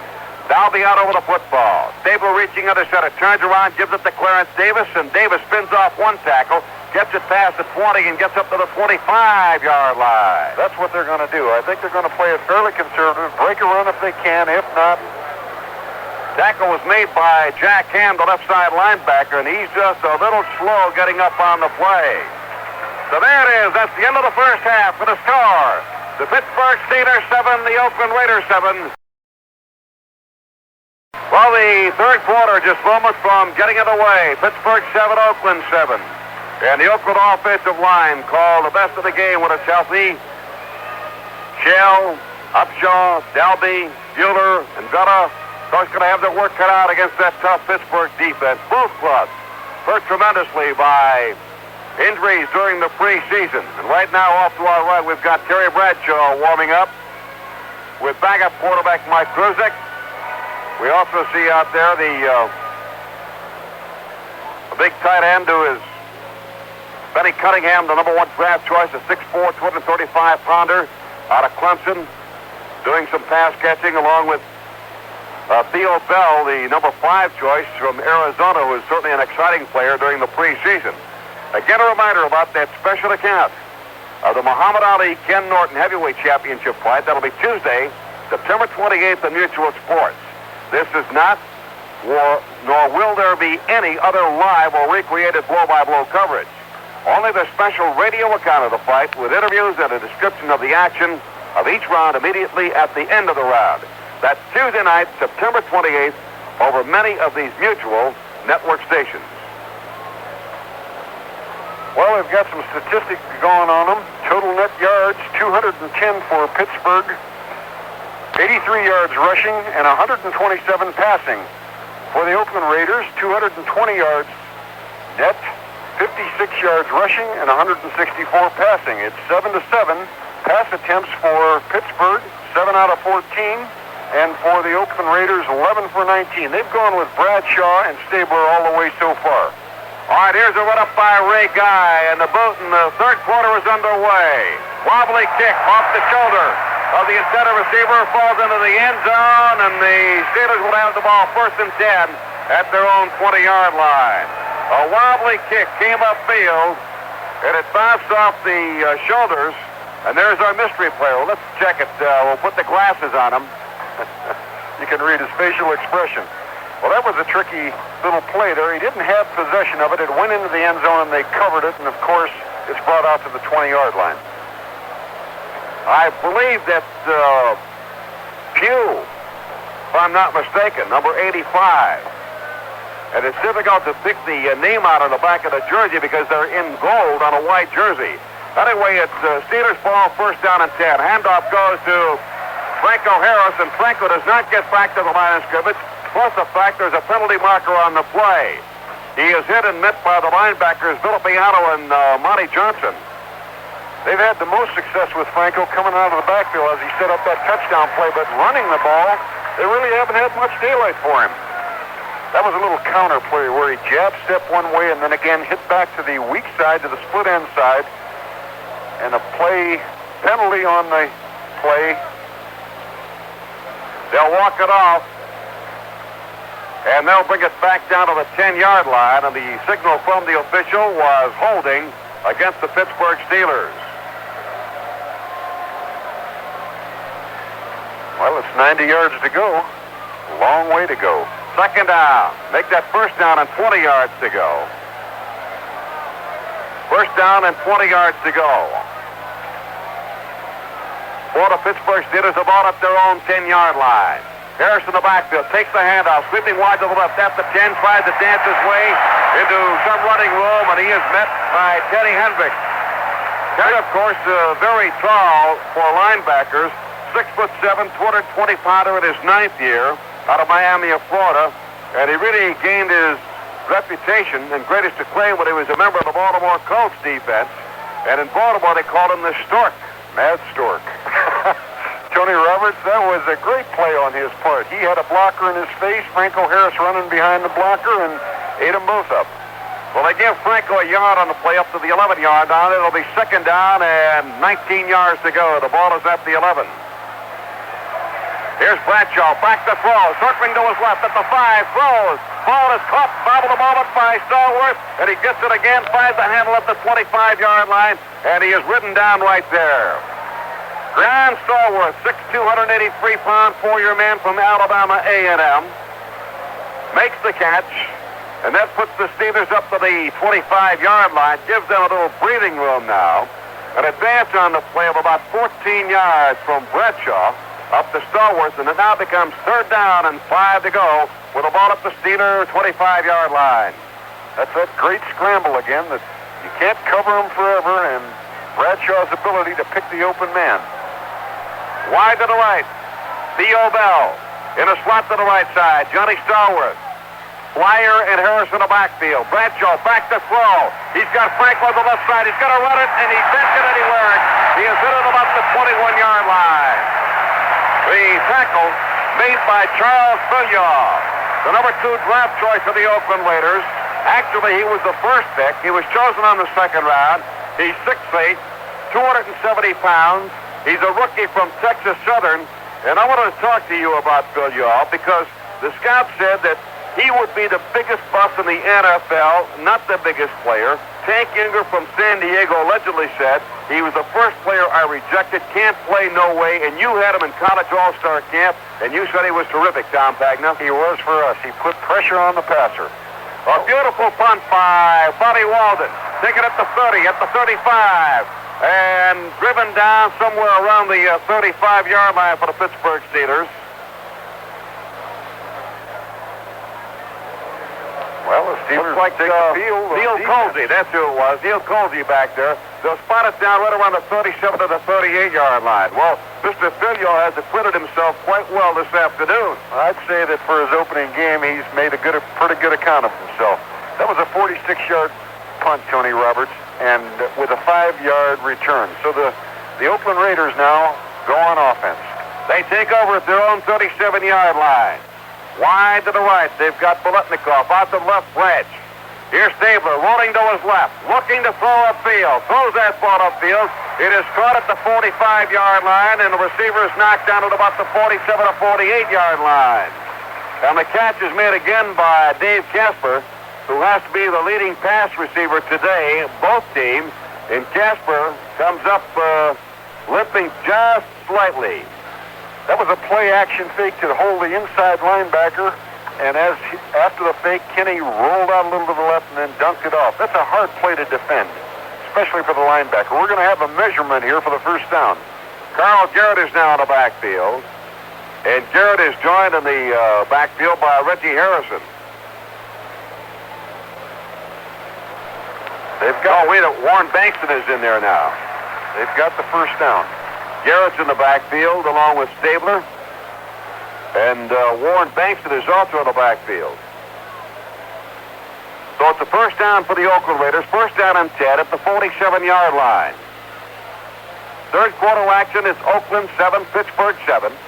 12 minutes, 30 seconds left to play in the third period. They'll be out over the football. Now the official calls timeout and wants to talk to somebody. Now we're ready to go once again. Biletnikoff wide to the right in the slot to the right side. We've got Cliff Branch.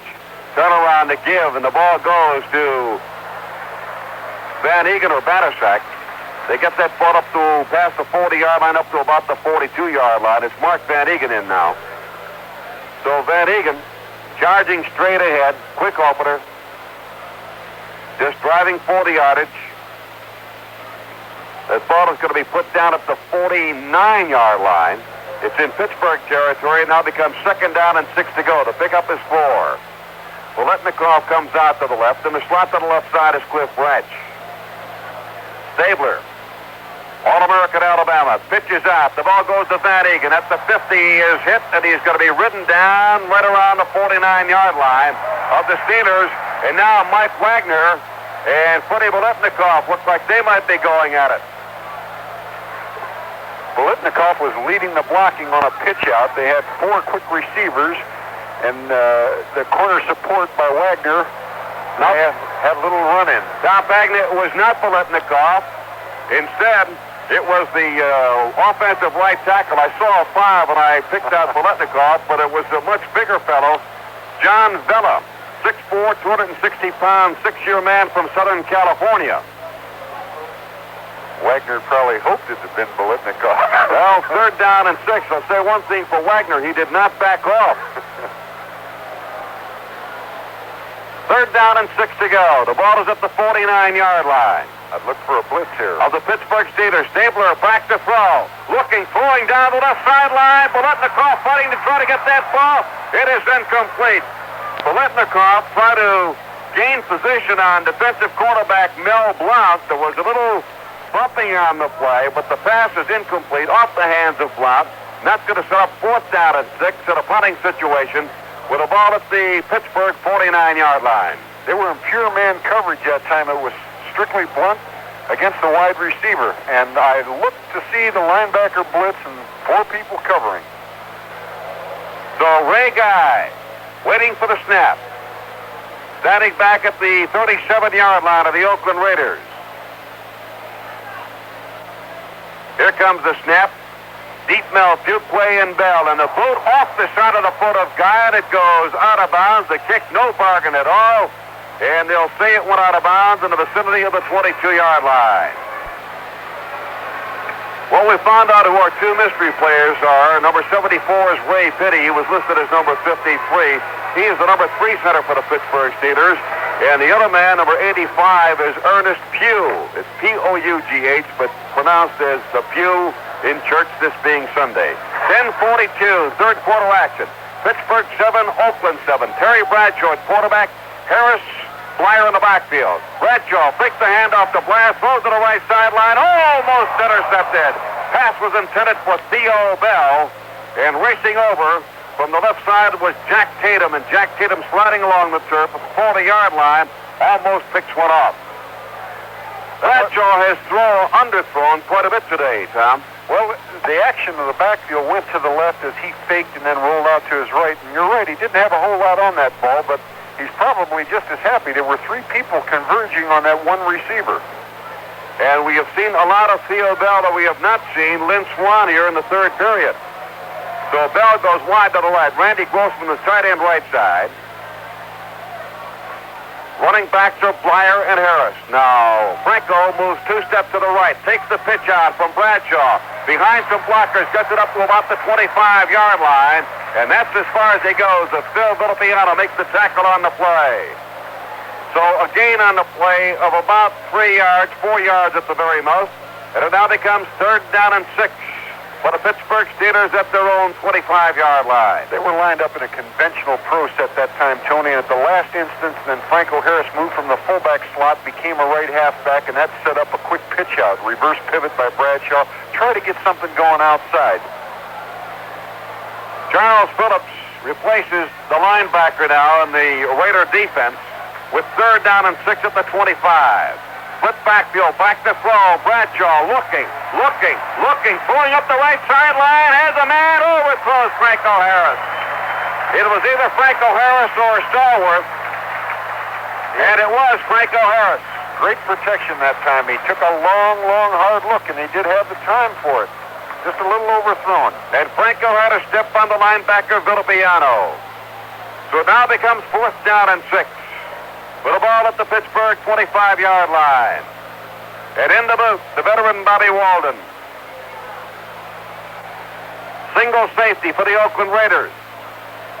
Back at the 35-yard line is Neil Colsey, the former Ohio State star. Walden angles one to the far sideline, and that ball hits at about the 30-yard line or so, continues to bounce. It bounced to the left, stayed in play, and it'll be marked down somewhere around the 23. 9:39 left to play in the 3rd period. With a score of Pittsburgh 7, Oakland 7. There's a timeout again, the score. Raiders 7, Steelers 7, now this word. Weekends were made for Michelob. Weekends were made for Michelob. Not a cloud in the sky. Weekends. Say a few friends drop by. Weekends. Let you know which beer you're going out to buy. It's Michelob. Maybe this would be a good weekend to try Mix 7. Mick, for Michelob.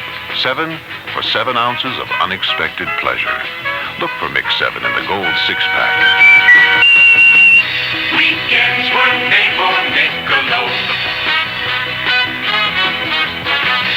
Weekends were made for Michelob. Have a nice one, you hear? Weekend, 52 times a year. weekend, Don't forget, remember to pick up some Michelob. Weekends were made for Michelob. Anheuser-Busch, St. Louis, Missouri. Distributed by Utley Distributing Company. The Steelers defensive unit, L.C. Greenwood, Mean Joe Green, Ernie Holmes, Steve Furness, that's the front four. Jack Ham, Jack Lambert, Andy Russell, the linebackers. Skip Thomas, Mike Wagner, Glenn Edwards, make that J.T. Thomas, and Mel Blunt are the deep four. Tony, I think we're seeing a real defensive ball game and the evidence of two really fine defensive football teams. That's why the low score. Nobody's really moving the ball.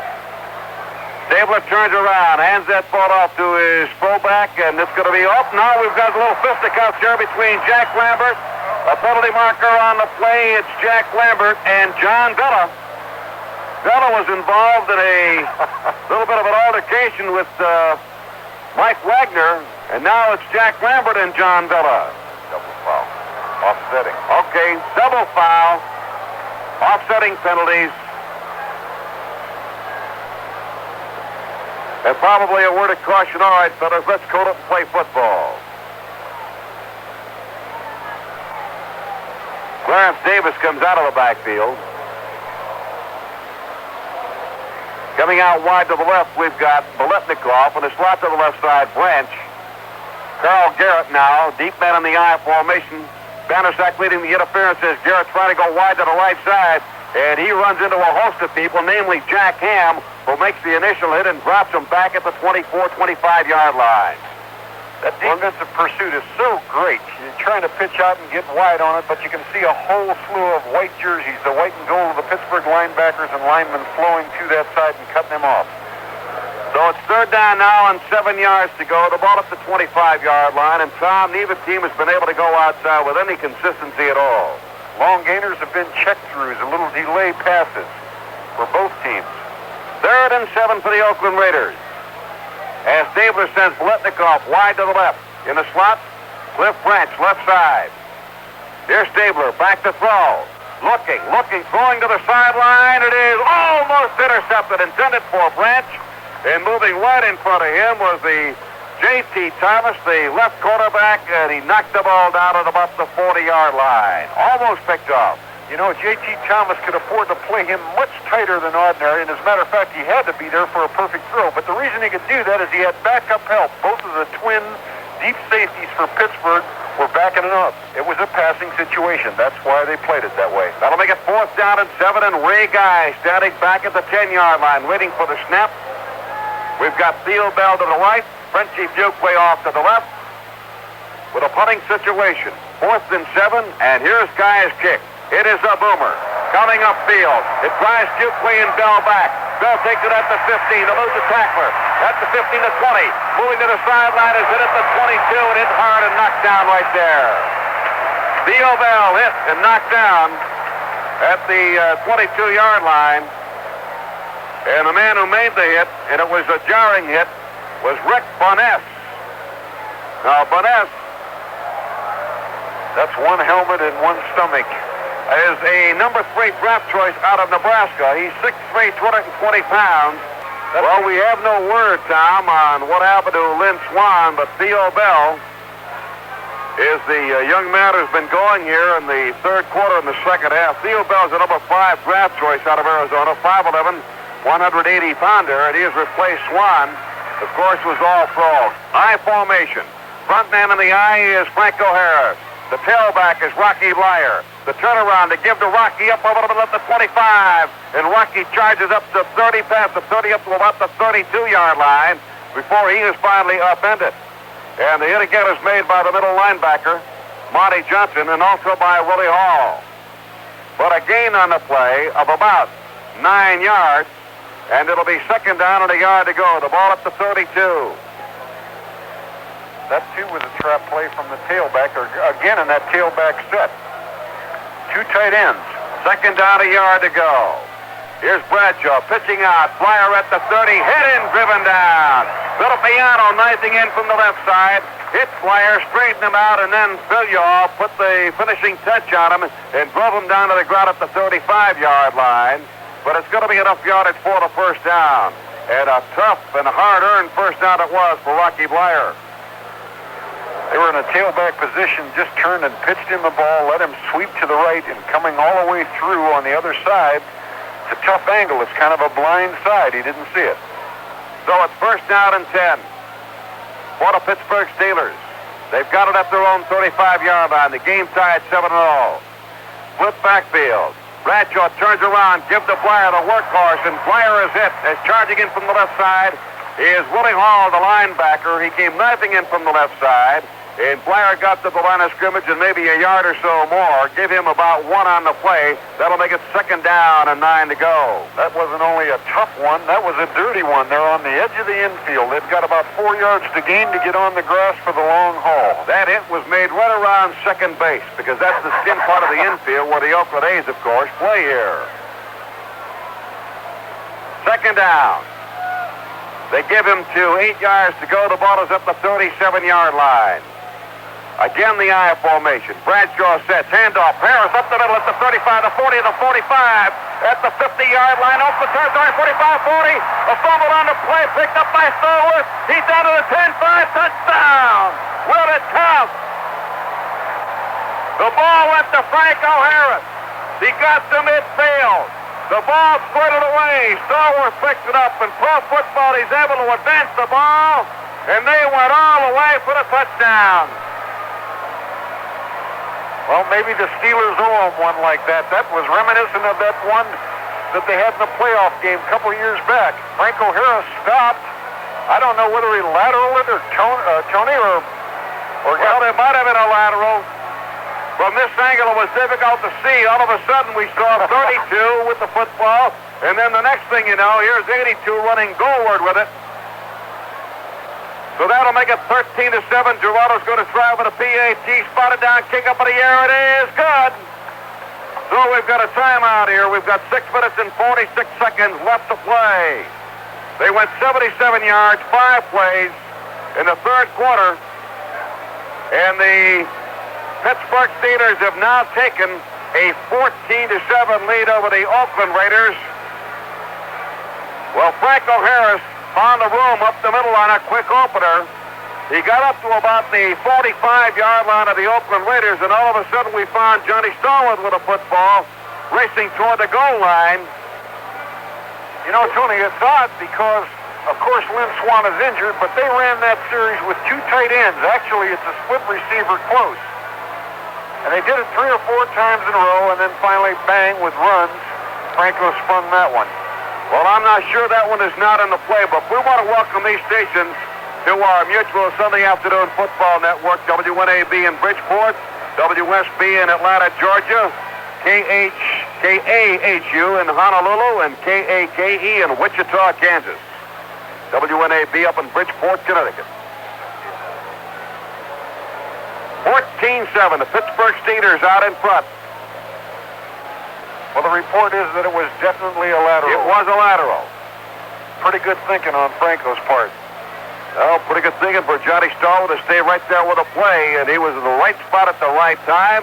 Franco Harris had the presence of mind to get the ball to him, and off it was to the races for Mr. Stallworth, and they never gained a yard on him.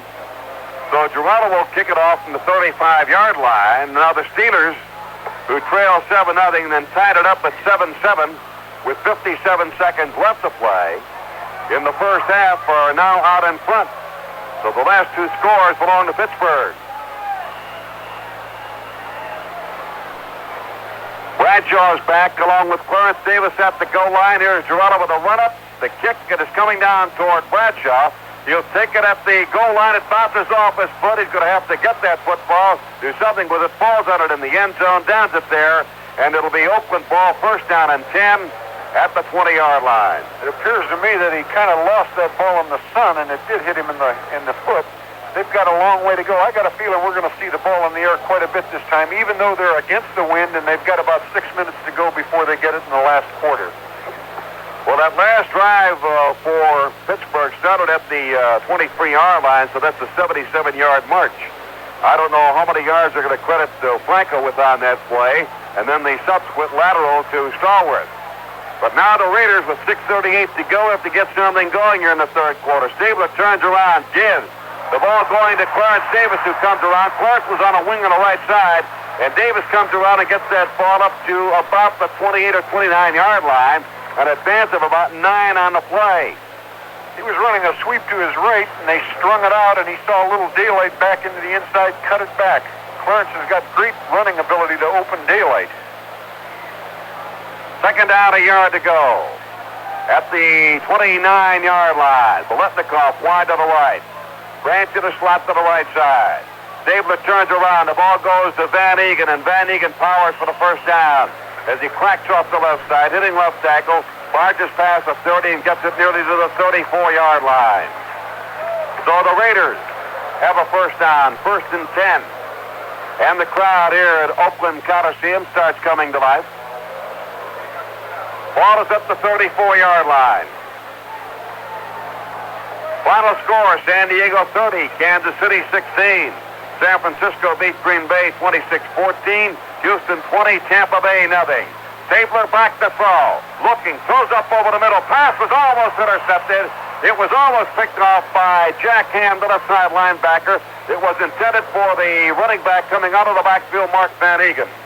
I think whatever coverage they were in, they'll probably repeat this down because it is an obvious passing down, and they need the possession of this first down. They double-covered Branch on our right, the offensive left side, and they left the linebackers free to roam and double free safety again.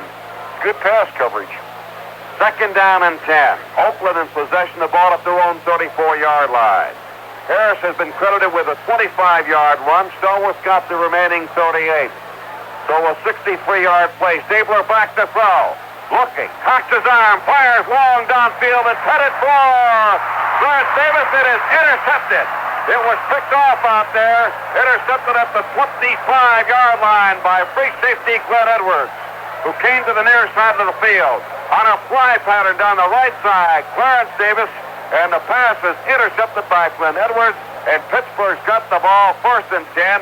They'll spot it down at the Pittsburgh 27-yard line. That's typical, Tony, of the defense that I was just mentioning. Here you've got a cornerback, J.T. Thomas, who's running step for step with a wide receiver of Oakland. He's not really afraid that he's going to get beat deep because anything long takes time to get there, and that's where Glenn Edwards came over playing the double free safety and lifted the ball so nicely into an interception. Gators on the ball. They've got a 14-7 lead.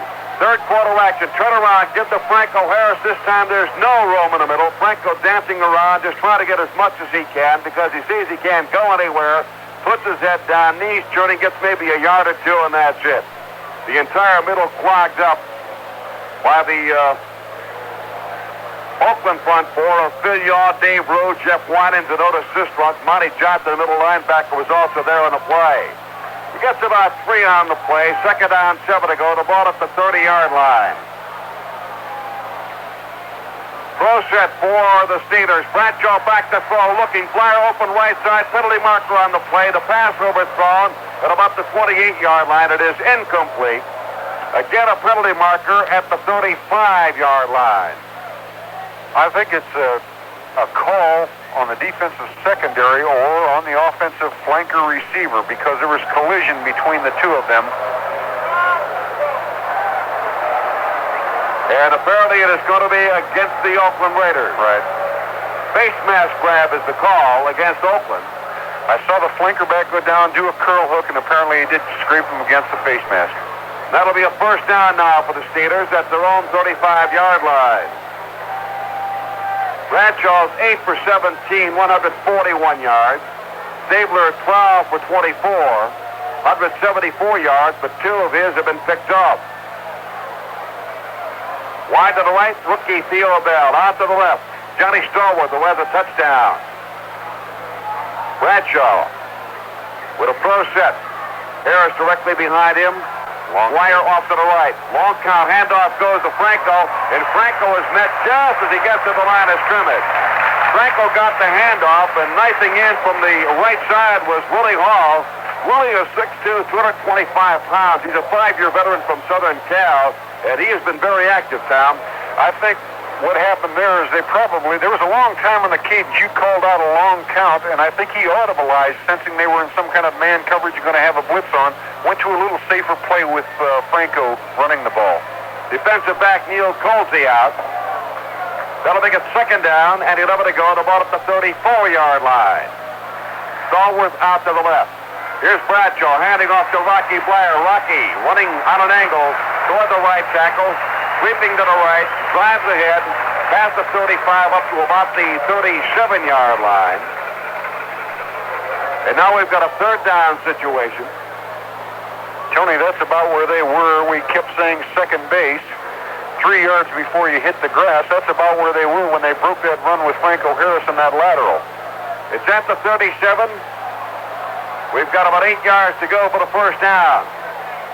So the Steelers are going to have to come up with something or give up the football. 3 minutes, 30 seconds left to play in the third quarter. Pittsburgh out in front, 14-7. Steelers in possession. Here's Bradshaw, back to throw. Looking. Can't go to Blair, right to Franco Harris because he's covered, and Bradshaw's going to be snowed under. Football is picked up by Jerry Mullins. Apparently was fumbled by Bradshaw. Tremendous amount of pressure. Bradshaw trying to go to the safety valve. Willie Hall's the last man to get up to the bottom of the foul, and maybe that play is going to stand up. Jerry Mullins, the guard, picked up the ball. The play may not have been blown dead, or was it? They're talking it over at the 45-yard line. Bradshaw had intended to dump the ball off to his running back. Franco Harris had gone out at an angle to the left side, and the play is going to hold up, but the ball will be spotted out at the 45-yard line. It will still be short of a first down, however, and with fourth down and 1, Bobby Walden is back to punt.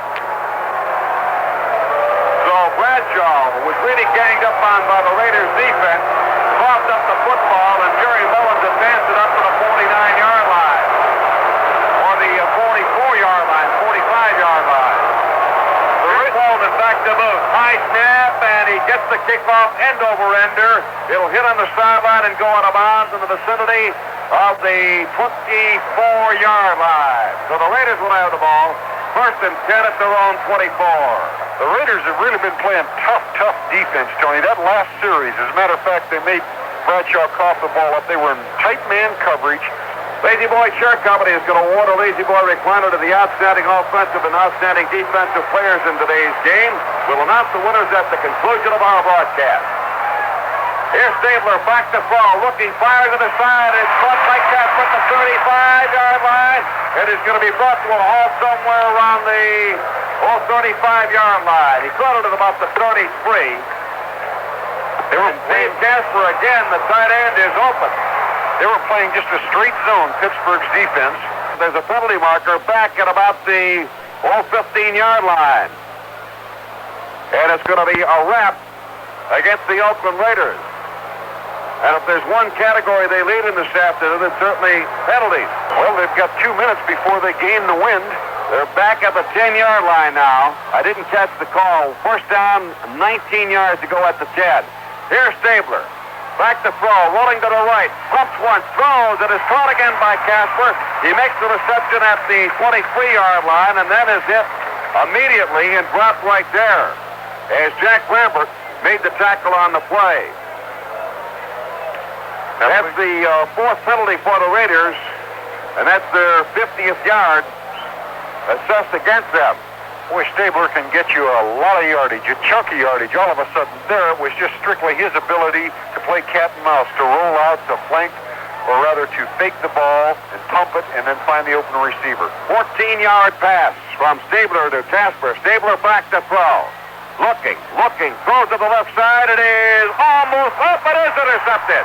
It went off the hands of the intended receiver, Freddie Bolitnikoff, and it was intercepted by the Oakland Raiders. Mike Pagna. I don't think he was going to call that ball a reception. Right about a Pittsburgh Steelers, Mike Wagner. There was no doubt about it. Our angle here shows that Wagner picked it off. Both feet were in, and he caught it. I don't think the official realized it. It was Jack Ham who picked it off, the linebacker. That's a costly turnover at this venture. Well, went off the hands of the sure-fingered Fred Biletnikoff on the sideline.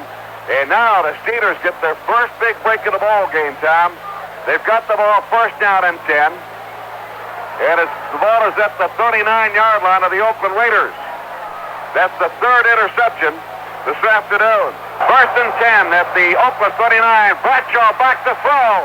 Looking, throws that ball up over the middle and is caught at the 30-yard line. At the 25-yard line, spinning away is Johnny Stallworth, but he's finally hauled down by the big defensive left end, Charles Filyaw, 6'8", 270-pound rookie, number 1 draft choice, picked first in the second round by the Oakland Raiders out of Texas Southern.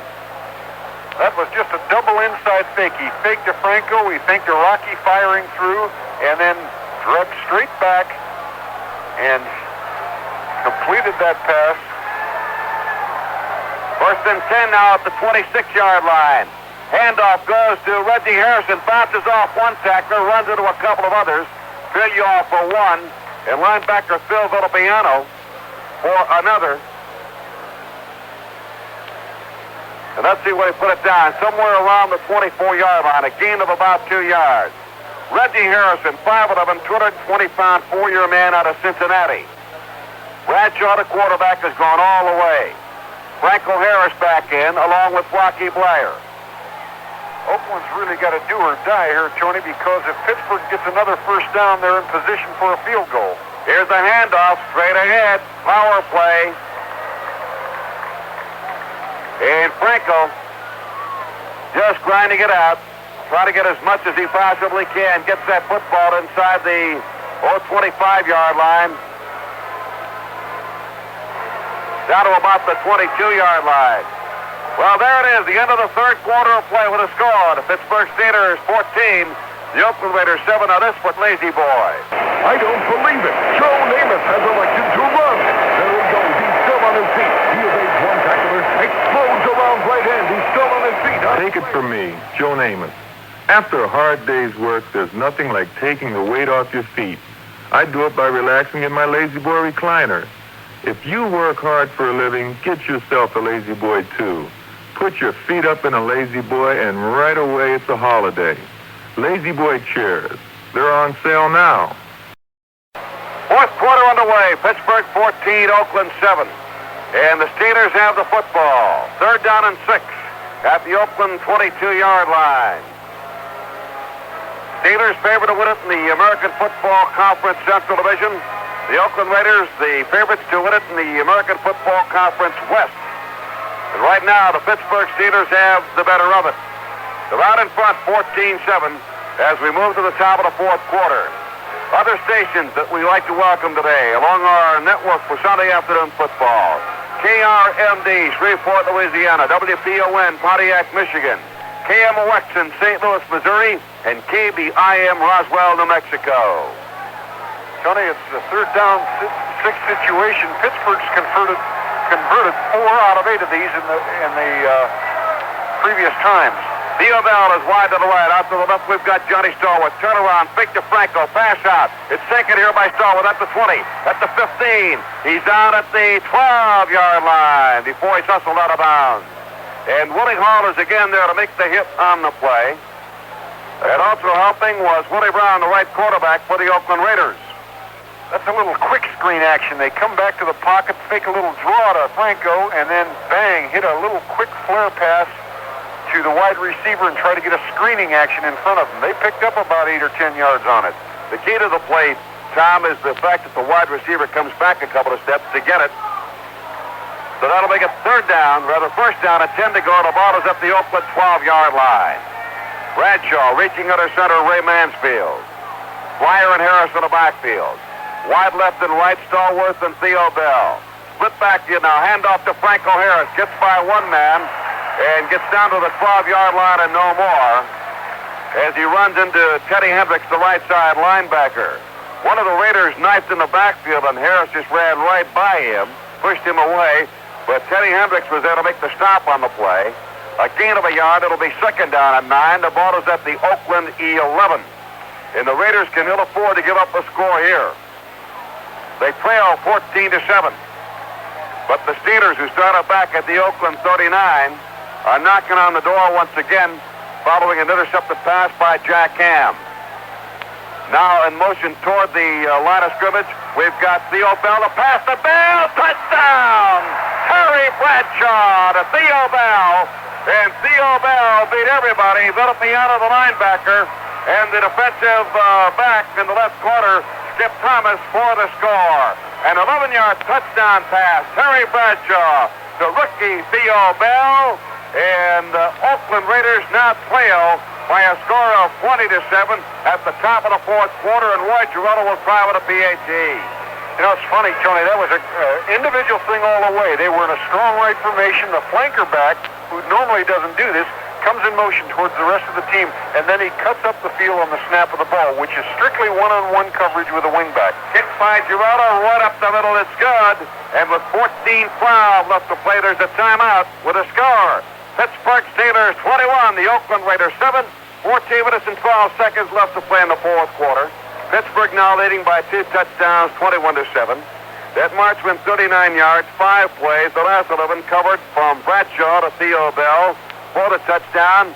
Girello adds the PAT, his third of the afternoon, 21-7. Pittsburgh out in front. And deep now for the Oakland Raiders at the goal line. Carl Garrett to our left and off to our right. Clarence Davis. Girello's got it cheated up at the 35-yard line, and the Raiders are going to have to make some moves. Well, the one thing they've got going, Tony, is they've got the wind behind them all fourth quarter, so they need a drive here badly to get back in this thing, which they can easily do. And the kick down to Garrett at the 5-yard line, up the left side at the 10, the 15, up the 20-yard line, at the 25-yard line. Spins around, is hit at the 30-yard line, and driven down at the 32-yard line.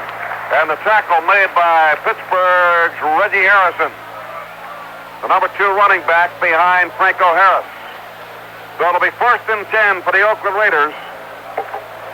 I think we can see a lot of 4-out receivers, both the backs, both the ends. At the 33-yard line.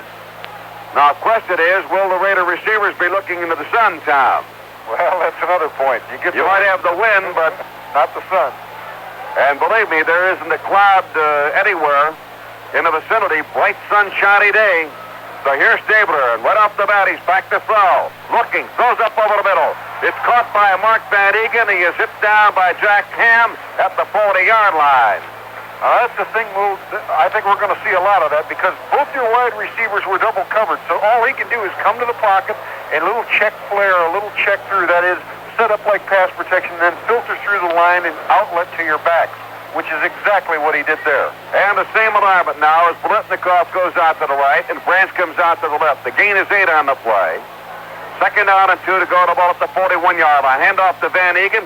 Van Egan runs right into the waiting arms of the linebacker on the right side, and believe me, there was just no place to go as Taves, 6'3", 222-pound, 5-year man out of California, just picked him up, got his hands right behind his kneecaps, and drilled him right down into the ground. The ball is at the 42, 3rd down, about a yard to go.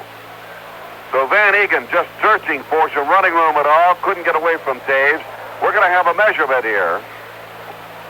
And the stretch, and from here it looks like it will be short of a 1st down. You know, if all the real estate companies perform the same functions, why list with Gallery of Homes? The answer is service. It makes a difference when you sell. Check the yellow pages today for your gallery broker. 13:21. Time, of course, of the essence now. Fourth quarter action. Pittsburgh 21, Oakland 7. The Raiders have the football. 3rd down, a yard to go. They must get a 1st down here. The ball at the 42-yard line. Batasak in there. Hands gets the ball at the left tackle, and he is up to about the 47-yard line. He's finally knocked down by Jack Lambert and by Mean Joe Green, but Pete Batasak has the 1st down. He's 5'11", 210 pounds, a 12-year veteran from Miami of Florida. Well, I think that gets them That 6 inches they needed for the first down was no time to play games. They had to get the first down, and now they can open up a little bit. They're on the grass. They've got about halfway to go, 50 yards to go, and they can open it up and throw the ball. The ball is at the 48-yard line of the Oakland Raiders. First down and 10 yards to go. Here's Stabler dropping back to throw. Looking. He may have to eat the football. He's going to be wrapped up by Ernie Holmes, but there's a penalty marker at the midfield stripe. Ernie Holmes got to him, 6'3", 260-pound, 6-year man from Texas Southern. Wrapped up Stabler, but he couldn't find anybody open. It's a penalty marker at the 50-yard line, and this one may be against the Pittsburgh Steelers.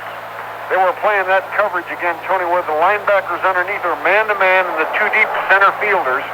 And I think the guy that was playing man-to-man on the right corner got a little too close, a little too nifty, and they called him.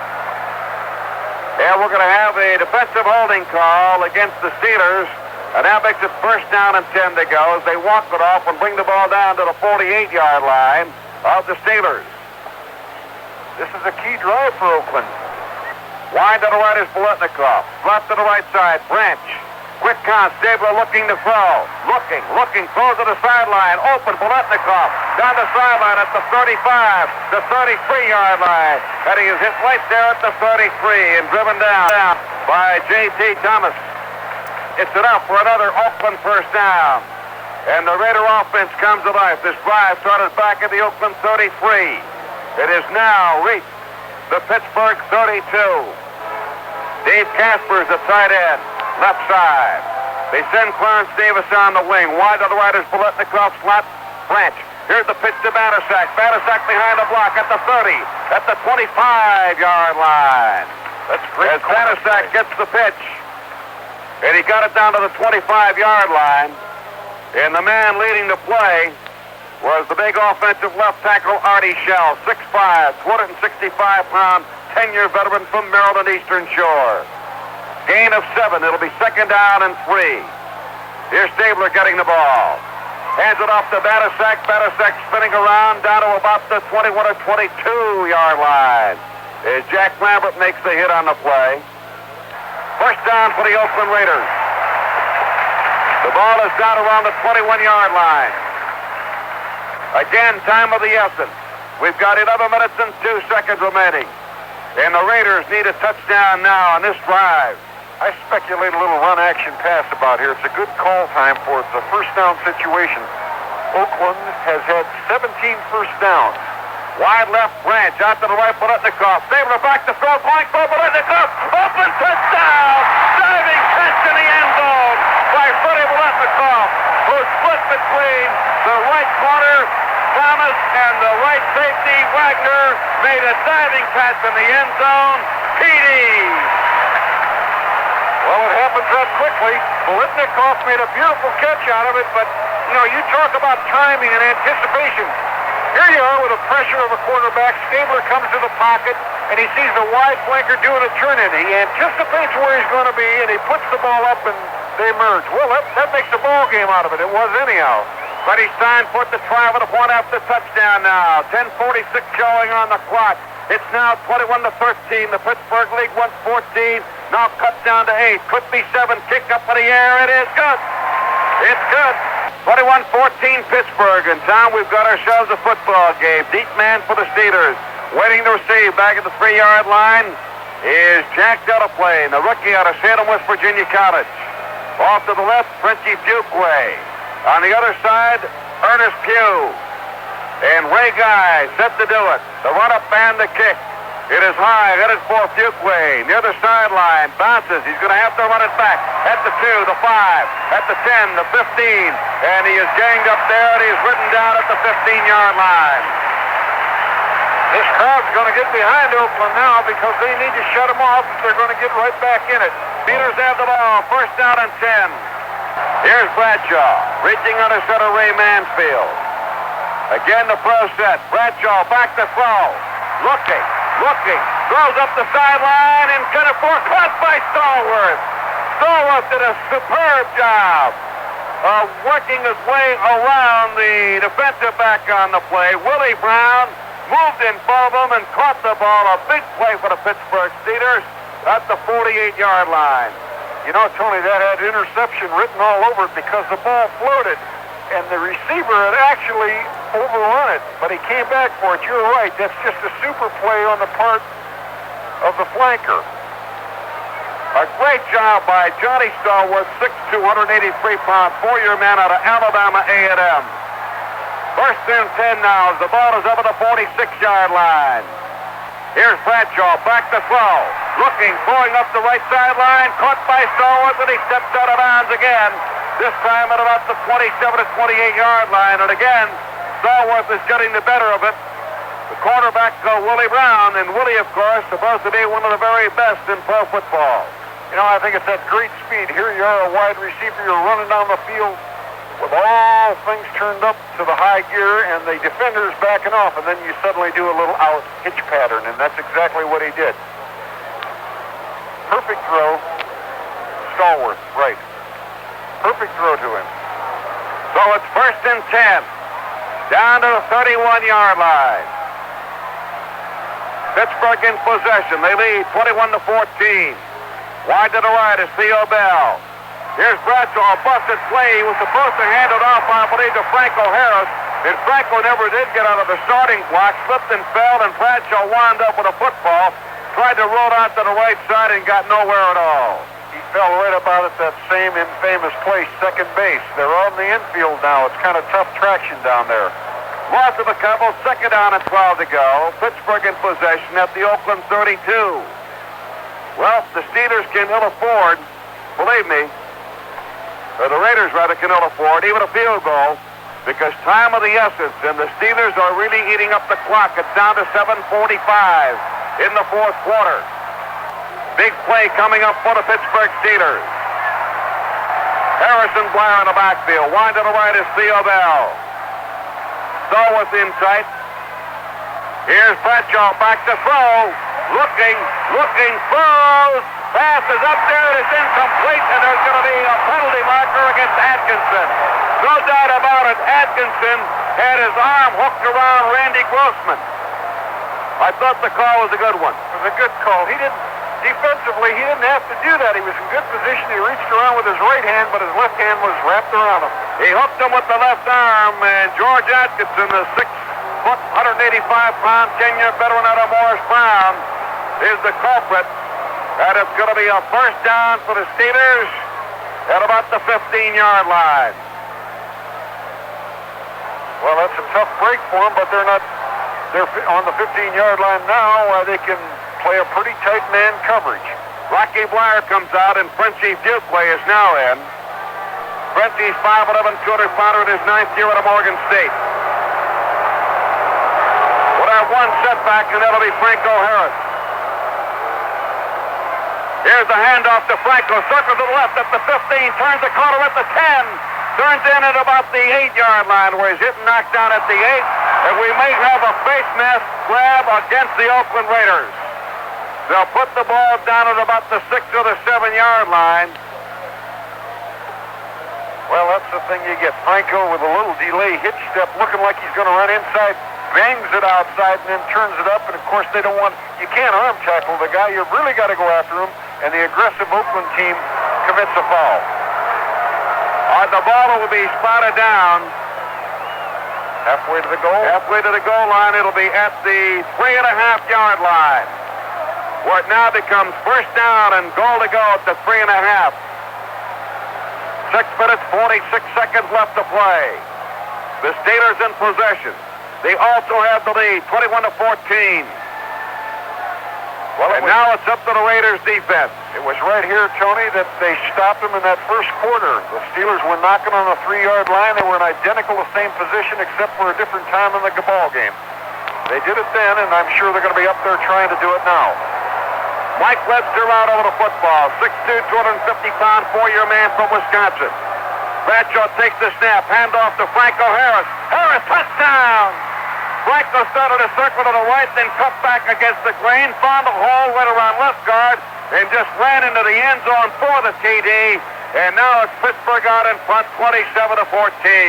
That ball was almost bobbled. When he handed it off, It was a great curl pattern. Everything flowed right. A great defensive surge at the time at the point of the line. And then Franco just curled it underneath and actually winds up running it to the left of center. Well, with the help of a lot of penalties, the Steelers have gone 84 yards. And they take a 13-point lead. Roy Girella, flag for the PAT. Spotted down by Walden. Kick up right up the middle. It's good. All right, it's 28-14. Now we've got some extracurricular activity on the sideline between the officials and one of the Oakland coaches. Member of the Oakland coaching staff. Oh, well, I know that scene, Tony. You know a call one way or the other can mean a ball game, and it's so important to them, and they're so heated and angry. All the emotion surging through. He probably said something, and words were exchanged. And they're talking it over now, right now, in front of the Oakland bench. I believe a penalty marker was thrown. And we may have another rap against the Raiders, and this time against the Oakland bench. Unsportsmanlike conduct. Oh, be kicking off from the 50. He can put it through the uprights from there, I believe. We've got Carl Garrett and Clarence Davis standing at the goal line. Well, that's the 7th penalty, Tony, for the Oakland Raiders. Total of 69 yards plus that 15 is awful close to 80, 85 yards. And just to show you that everything isn't going right for the Steelers, the ball fell off the tee for Girella. Well, I think Oakland can get in it with a quick score here. There's plenty of time to do it. Here's the boot straight up the middle. It's going to be 3 points if it were a field goal, but it's not. A touchback, and that'll bring it out to the 20-yard line. I'll tell you, Girella never kicked one any straighter from the 50-yard line. That put the uprights right in two. So the Oakland Raiders, 6:39 to go, 2 touchdowns behind, have their work cut out for them. 1st and 10 at the 20-yard line. Well, he's got to go for broke on this drive, I think. If you've got the ball, you've got an 80-yard drive to sustain. You've got to put the ball in the air. He's got to take some gambles because it isn't the last score that's important. It's this score. To get back in this game, and they certainly can with 6:39, he's got to hit a score, maybe a wide one. They've got some single coverage. Maybe he'll go that way. Here's Bolitnikoff wide to the right, Branch out to the left. Stabler looking for Branch. Throws that ball. It is intercepted out there by Blunt. At the 30, at the 25, at the 20, and he is ridden out of bounds at about the 15-yard line. And now John Madden and the Raider bench and the Fangio believe that Blunt was a little too aggressive on the intended receiver, Cliff Branch, and no penalty marker was thrown. Yeah, that's a tough situation because that call takes away possession at a crucial time. And that means that's the 4th time Kenny Stabler has been intercepted this afternoon. And as we said earlier in the game, he had 24 interceptions a year ago. And only Joe Namath in the NFL had more. He had 28. 1st down and 10. 5 minutes and 42 seconds left to play. 28-14. Pittsburgh is on top. Here's Bradshaw with a deuce backfield. Pitch out to Franco Harris.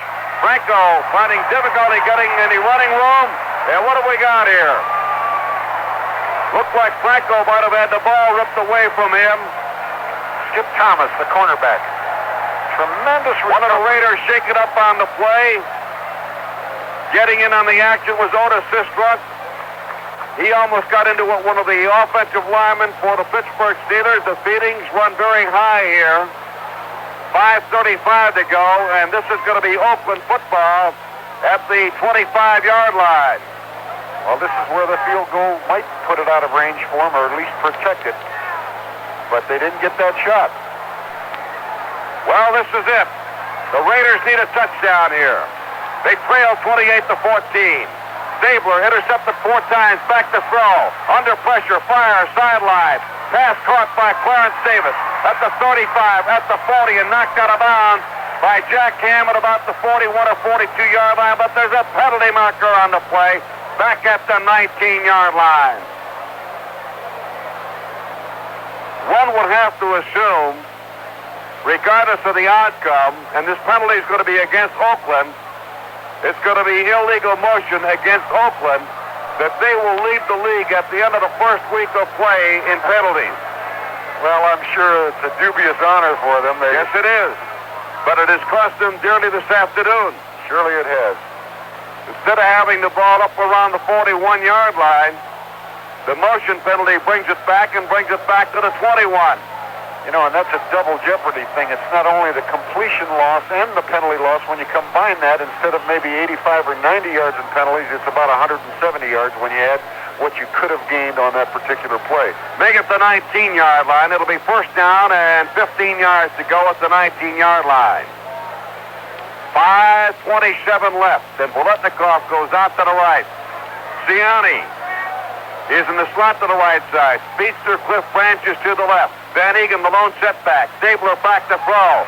Stabler throws. He is hit. The pass is, was it caught? It was. Great catch by Dave Casper. Racing in, getting a hand on the football. For the Pittsburgh Steelers was free safety Glenn Edwards. The ball was tipped up into the air. Casper had it, juggled it, grabbed it again. Finally hit by Edwards and by the quarterback, J.T. Thomas. And the ball is at the 41-yard line now. A great catch, a great fingertip juggling act by Casper. And it's a first down here for the Oakland Raiders. Tony, that was a 22-yard pickup, and the beautiful thing about it, he caught it in traffic, and it was a bobble ball after it was tipped. And Dave had great concentration on it. I was a little worried about Stabler. He shook his arm when he got up because they're stunning like mad up front. Those front four of Pittsburgh are putting on a tremendous rush. Obviously, with the Raiders trailing by 14, Oakland's got to go to the air, and Steelers front four and the linebackers are just teeing off. Stabler dropping back. Here they come. Here's a pass by Stabler. Thrown. It is caught by Casper at the 45, at the 40. He's knocked down at the 35, 34-yard line. And again, it's Glenn Edwards who makes the stop on the play. But the Raiders have now moved into Steeler territory. We're just under 5, but it's 4:55 to go. And Oakland trying to come back, trailing 28-14. They've got a first down. It's at the 34-yard line of the Pittsburgh Steelers. I think we're going to see a change in coverage. You see, in the kind of coverage Pittsburgh's playing, 2 deep safeties and 4 underneath people playing man-to-man, that puts a linebacker on Casper. He's a little too quick for it, not like the average tight end. So this time they are. They're in man-to-man coverage tight. Here's Stabler back to throw. He's got 4 receivers throwing to the far sideline. Boletnikoff got it at the 18-yard line and hit down and knocked out immediately. He was stopped right in his tracks by J.T. Thomas. Both he and Stabler, Tony. Stabler's getting up. It was a great throw, but he's getting up off the ground. And Gene Upshaw and his counterpart, Ernie Holmes, having some words out there. Feeling always runs high between these two rivals. It'll be another first down. 1st and 10. The ball is now at the 19-yard line. Pittsburgh leading 28-14, but time running out. 3:50 on the clock. The Raiders with the ball. 1st and 10. Out of the huddle they come. Stabler gets the snap. Drops back. Looking. He's not going to get it off. He is swarmed under by Mean Joe Green and company. Joe Green looked like he was the first to get to him. I saw a penalty flag fall, Tony, again. Ernie Holmes was there. And it's going to be against the Pittsburgh Steelers. And it might be a face mask grab. The rush was coming in so hard they jumped over the pile and grabbed at the passer, Stabler, and apparently caught the face mask. That's what it is. So that's going to make it first down and 10 to go. Stabler is 20 out of 34 for 274 yards. Granted, he's had 4 interceptions, but that's a fine day. If he can get him in here, he's got a chance. They've got life. 1st and 10 at the 21-yard line. Boletnikoff out to the right. Ciani out to the left. Here's the handoff to Banaszak. Hole up the middle. The 20, the 15, and down around the 10-yard line. Well, after taking to the air, they came back for the ground play up the middle, and Banaszak gets it down to around the 10-yard line. It was a smart call. It really was. They were playing the pass. And it's another first down. So the ball is at the 10-yard line. And the Raiders are 10 yards away from moving within a touchdown of the Steelers. 3 minutes and 8 seconds left to play in the ball game. Stabler with Clarence Davis and Pete Banasek in the backfield. Back to throw. Looking. Has the time. Fires. Touchdown, Dave Casper. Touchdown, Dave Casper. On a crossing pattern left to right. And the Raiders are on the board, and it's now 28-20. Well, he guessed right, Tony. He guessed they'd be in man coverage, put two receivers to his right, drove them off all the way to the left side, delayed Casper, and brought Casper underneath crossing to the right side of the end zone. Perfect throw, and he had the time to get it off. A 10-yard touchdown pass from Stabler to Dave Casper, and that'll make it 28-20. Here comes the PAT attempt by Freddie Steinfort. Left-footed kicker, spotted down, kick up, it is good. So, there's a timeout with a score. The Pittsburgh Steelers 28, the Oakland Raiders 21. Now this word. Weekends were made for Michelob. Weekends were made for Michelob. Not a cloud in the sky. Weekends. Say a few friends drop by. Weekends. Let you know which beer you're going out to buy. It's Michelob. Maybe this would be a good weekend to try Mix 7. Mick for Michelob. 7 for 7 ounces of unexpected pleasure. Look for Mix 7 in the gold 6-pack. Weekends were made for Michelob. Weekends were made for Michelob. Have a nice when you're here. Weekends. 52 times a year. Weekends. Don't forget, remember to pick up some beer. Michelob. Weekends were made for Michelob. Anheuser-Busch, St. Louis, Missouri. Distributed by Utley Distributing Company. 54,037 treated to a wing-ding of a football game here at the Oakland Coliseum. That is 28-21. As the Oakland Raiders have just moved 76 yards at 8 plays. The final 10, Kenny Stabler to Dave Casper, who has now caught 7 for 122 yards. And it's not over yet. On the clock here, 2 minutes and 56 seconds. Well, strategy-wise, we could look for an onside kick. I don't know that they will, but they might. Single safety for the Steelers. They're probably expecting it. The kick goes to Jack Delaplane. Delaplane takes it at the 12, the 15, at the 20. Circles to the left at the 20-yard line. Try to turn the corner at the 25, at the 30-yard line. Written out of bounds at the 35-yard line or the 30-yard line, but there are penalty markers all over the place. He was fighting so hard to make that return and get to the outside, and it invited a clip, Tony. It just had to be a clip. And that's going to set the Steelers back. The penalty marker at the 19-yard line. And so with 2:45 to go, instead of having the ball in the vicinity of the 30, it's now first down and 10 for Pittsburgh at the 9-yard line. Everything comes into play here.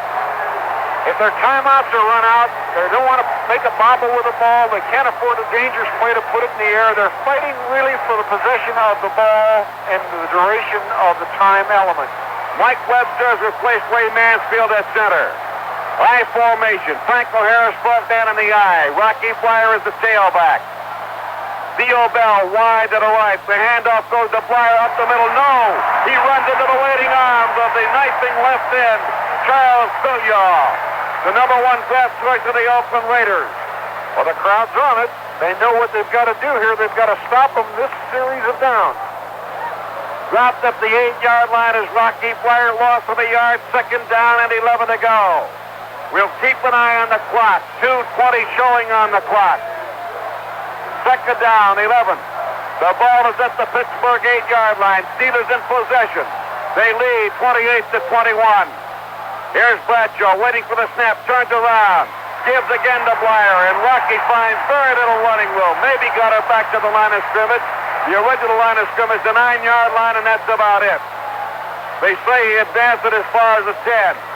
So the gain on the play is a couple. It'll be third down and 9 yards to go, and there is a 2-minute warning. Terry Bradshaw's gone over to the sideline because this is a crucial call. You're the quarterback at home, and you're saying to yourself, I've got to possess the ball. I can't take a big trouble spot, and yet I've got 8 yards to pick up. They're down an 8, and it's a crucial down. If they turn the ball over, they're going to have to punt it, and Oakland gets another shot at trying to tie up the score. Well, should Oakland score, Pittsburgh failed to move for the first down, and the Raiders come back and tie it up at 28 all. There'll be about a 3-minute delay, and then we'll go at it in overtime. And the first team that does score, it belongs to them. We're going to pause briefly for station identification. This is Mutual, your news and sports radio network. This is WSON in Henderson. Pittsburgh 28, Oakland 21.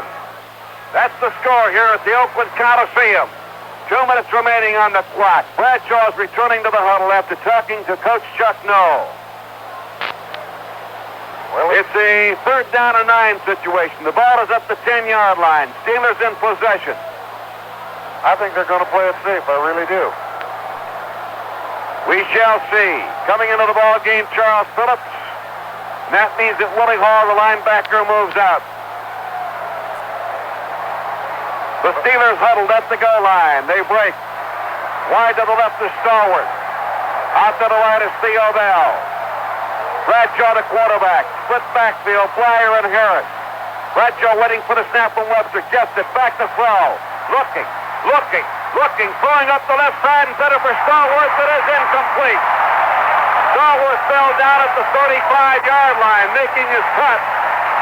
And the pass is incomplete, and that's going to force the Pittsburgh punt. About a 5-mile wind coming, and the Pittsburgh Steelers are going to be punting into that wind. So it does mean pretty good field position for Oakland going in. Now it's up to Bobby Walden, the veteran, to really boom one out of here. They may even have a block on, Tony. It's conceivable at this time. Single safety for the Oakland Raiders. It's Neil Colsey. He's waiting for the football. The 3-year veteran from Ohio State, right around midfield.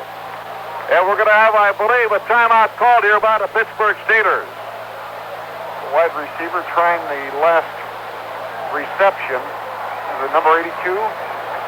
Stallworth, right. Is it Stallworth? Limping off the field. Bradshaw is 12 for 23 with 148 yards, Tony.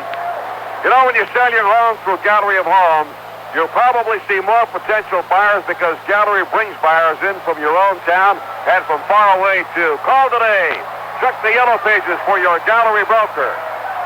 Bobby Walden back to the standing about a yard or two deep in the end zone. Neil Colsey at the 49-yard line of the Pittsburgh Steelers waiting for the punt. Here's the snap. Head high. Gets the ball. Maybe it was blocked. It was partially blocked. It's at the 29. The Raiders have the ball at the 29-yard line. It was blocked and it was picked off at the 29-yard line by Charles Phillips of the Oakland Raiders. Well, they got some penetration. Some of those big linemen, I knew they had to go for a block or either that or go for the return, and they were deep enough in their territory that a block seemed like good logic. The snap was a little bit high. It looked like Walden was going to try to angle a kick to the right. Away from Colsey. Make him run to his left. So now, the ball is at the 28-yard line. The Oakland Raiders have it. First down and 10. At the Pittsburgh 28. This crowd to is the right, alive. we've got Beletnikoff and Ciani.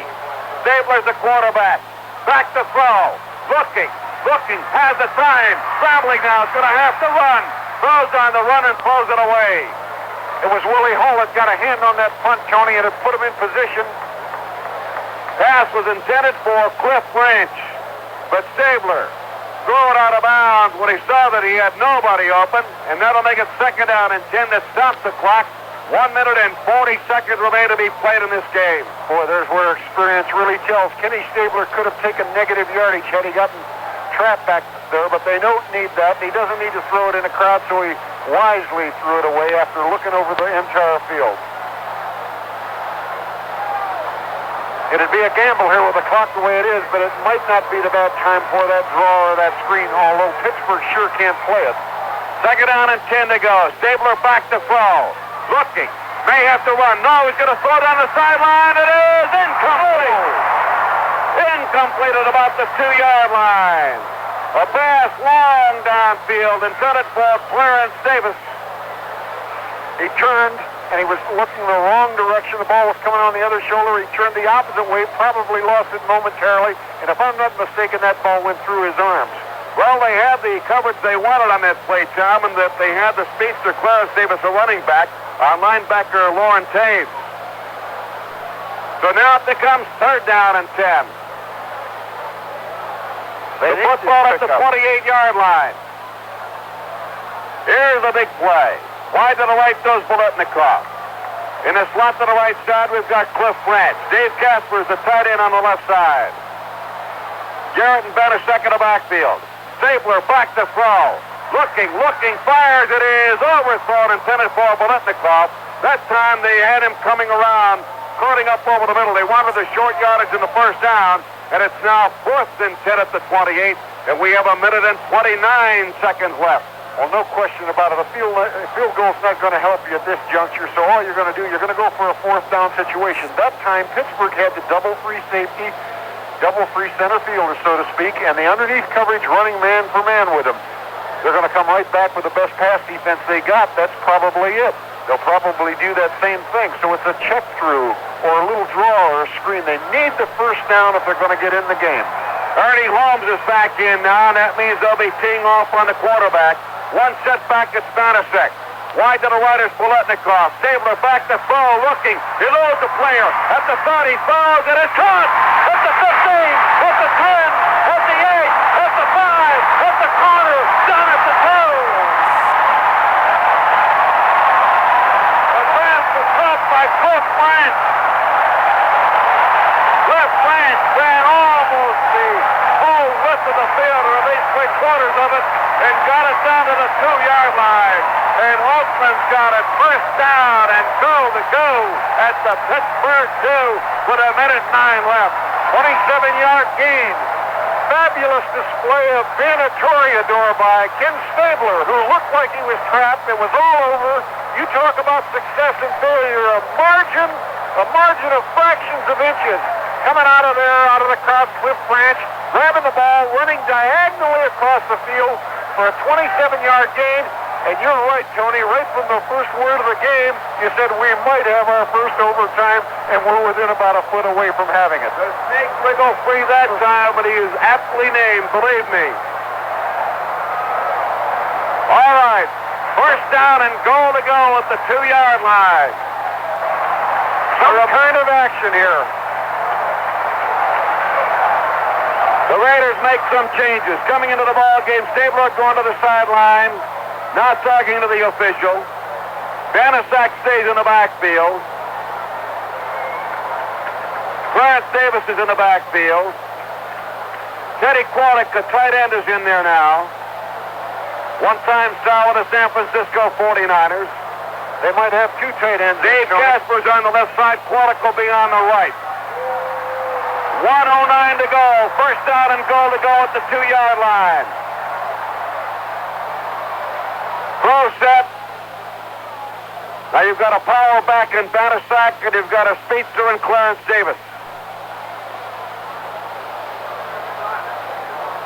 And the official wants everybody out of the end zone. That's what it is. There are quite a few cameramen, television, newspaper people in the end zone, and they want that end zone clear of everyone. So the Steelers rehuddle, and so do the Oakland Raiders. First and goal to go at the 2. Dave Dalby out over the football. Kwolek, tight end, right side. Here's a man in motion now. It's Bankston. Turn around, give. No, fake. Here's Stabler running it at the goal line. Touchdown! Bernie Stabler set a man in motion. Bankston to the right. Break the handoff. Kept it himself. Headed for the end zone. Made it to the corner. And it's now 28-27. And here comes the all-important point after. That all-important point after touchdown. As Freddie Steinfort, the rookie out of Boston College, a number 5 draft choice, He's replaced the veteran George Blanda as the field goal and point after kicker. Well, Tony, that has to be one of those you keep in the back drawer for just such time. They had time for about one or two plays. This is an important point. David Hom puts it down, kick up, good! Tie ball game! 1:05 to go, and we're right back where we started. 1 minute, 5 seconds left to play. And Steinfort puts it between the uprights. And it's all tied up at 28 apiece. 29-yard drive, 5 plays. Stabler getting the last 2. You know, Kenny Stabler is 22 for 39, completed 22 times for 39 thrown, 311 yards gained. Even though he's got 4 interceptions, he pulled one out of the fire right there by bootlegging it around to the left side. Well, the Steelers now have Jack Delaplane back at about the 7-yard line in single safety. Up front at about the 12, make that the 17-yard line off to the left. Here's a run-up, and the boot. It is high, it is deep. Dupway gets it at the 12, the 15, at the 20, at the 25, at the 30, a penalty marker at the 35, and he is down at the 39-yard line. Foul is against, it's going to be a personal foul against the Pittsburgh Steelers. So that'll set the Steelers back. 59 seconds left on the clock in regulation time. And the Raiders have come back to score 2 touchdowns in the final quarter to tie the game at 28 all. Out to the right, Theo Bell. Out to the left, Ernest Pugh. The quarterback is Terry Bradshaw. Back to throw. Looking, up over the middle, deflected down, intercepted. The pass was intercepted by the Oakland Raiders after it was deflected. And the Raiders have the football at about the Steelers 12-yard line. Well, that was 5. That's right, 5 receivers. And they were going all over. And it was Willie Hall who played himself one whale of a football game. He blocked the punt. He blocked the pass. Willie Hall makes the interception. Well, when these two teams get together, there's no telling. Stabler now the quarterback. Here's a handoff to Bannersack. Tries left tackle. He is hit as he gets down to the 10 to about the 8 or 9-yard line. They're going to play position here, Tony. Jack Lambert making the stop on the play. Clarence Davis in the backfield. So is Pete Bannersack. Dave Casper, the tight end on the left side. Davis goes out on a wing now. Second down, 7 yards to go. The ball is at the 9-yard line. Handoff to Bannersack up the middle at the 5, down to the 4. Bannersack powering straight ahead. Seconds tick off the clock. 35 seconds left in the ball game. The Raiders looking at the clock, letting the seconds tick off. 20 seconds left. 21, and it's stopped now with 21 seconds remaining. And Stabler again comes to the sideline. Well, you've got a rookie. Freddie Steinfort, 5'11", 185 pounds. A number 5 draft choice out of Boston College. And I did Navy games in past years' time, and I've seen plenty of Mr. Steinfort, and I want to tell you he can kick the football. What a way to break into the NFL. And here he comes. All right, here he comes, Freddie Steinfort, left-footed kicker. He'll try it. They'll spot it down somewhere, probably around the 15, 17-yard line.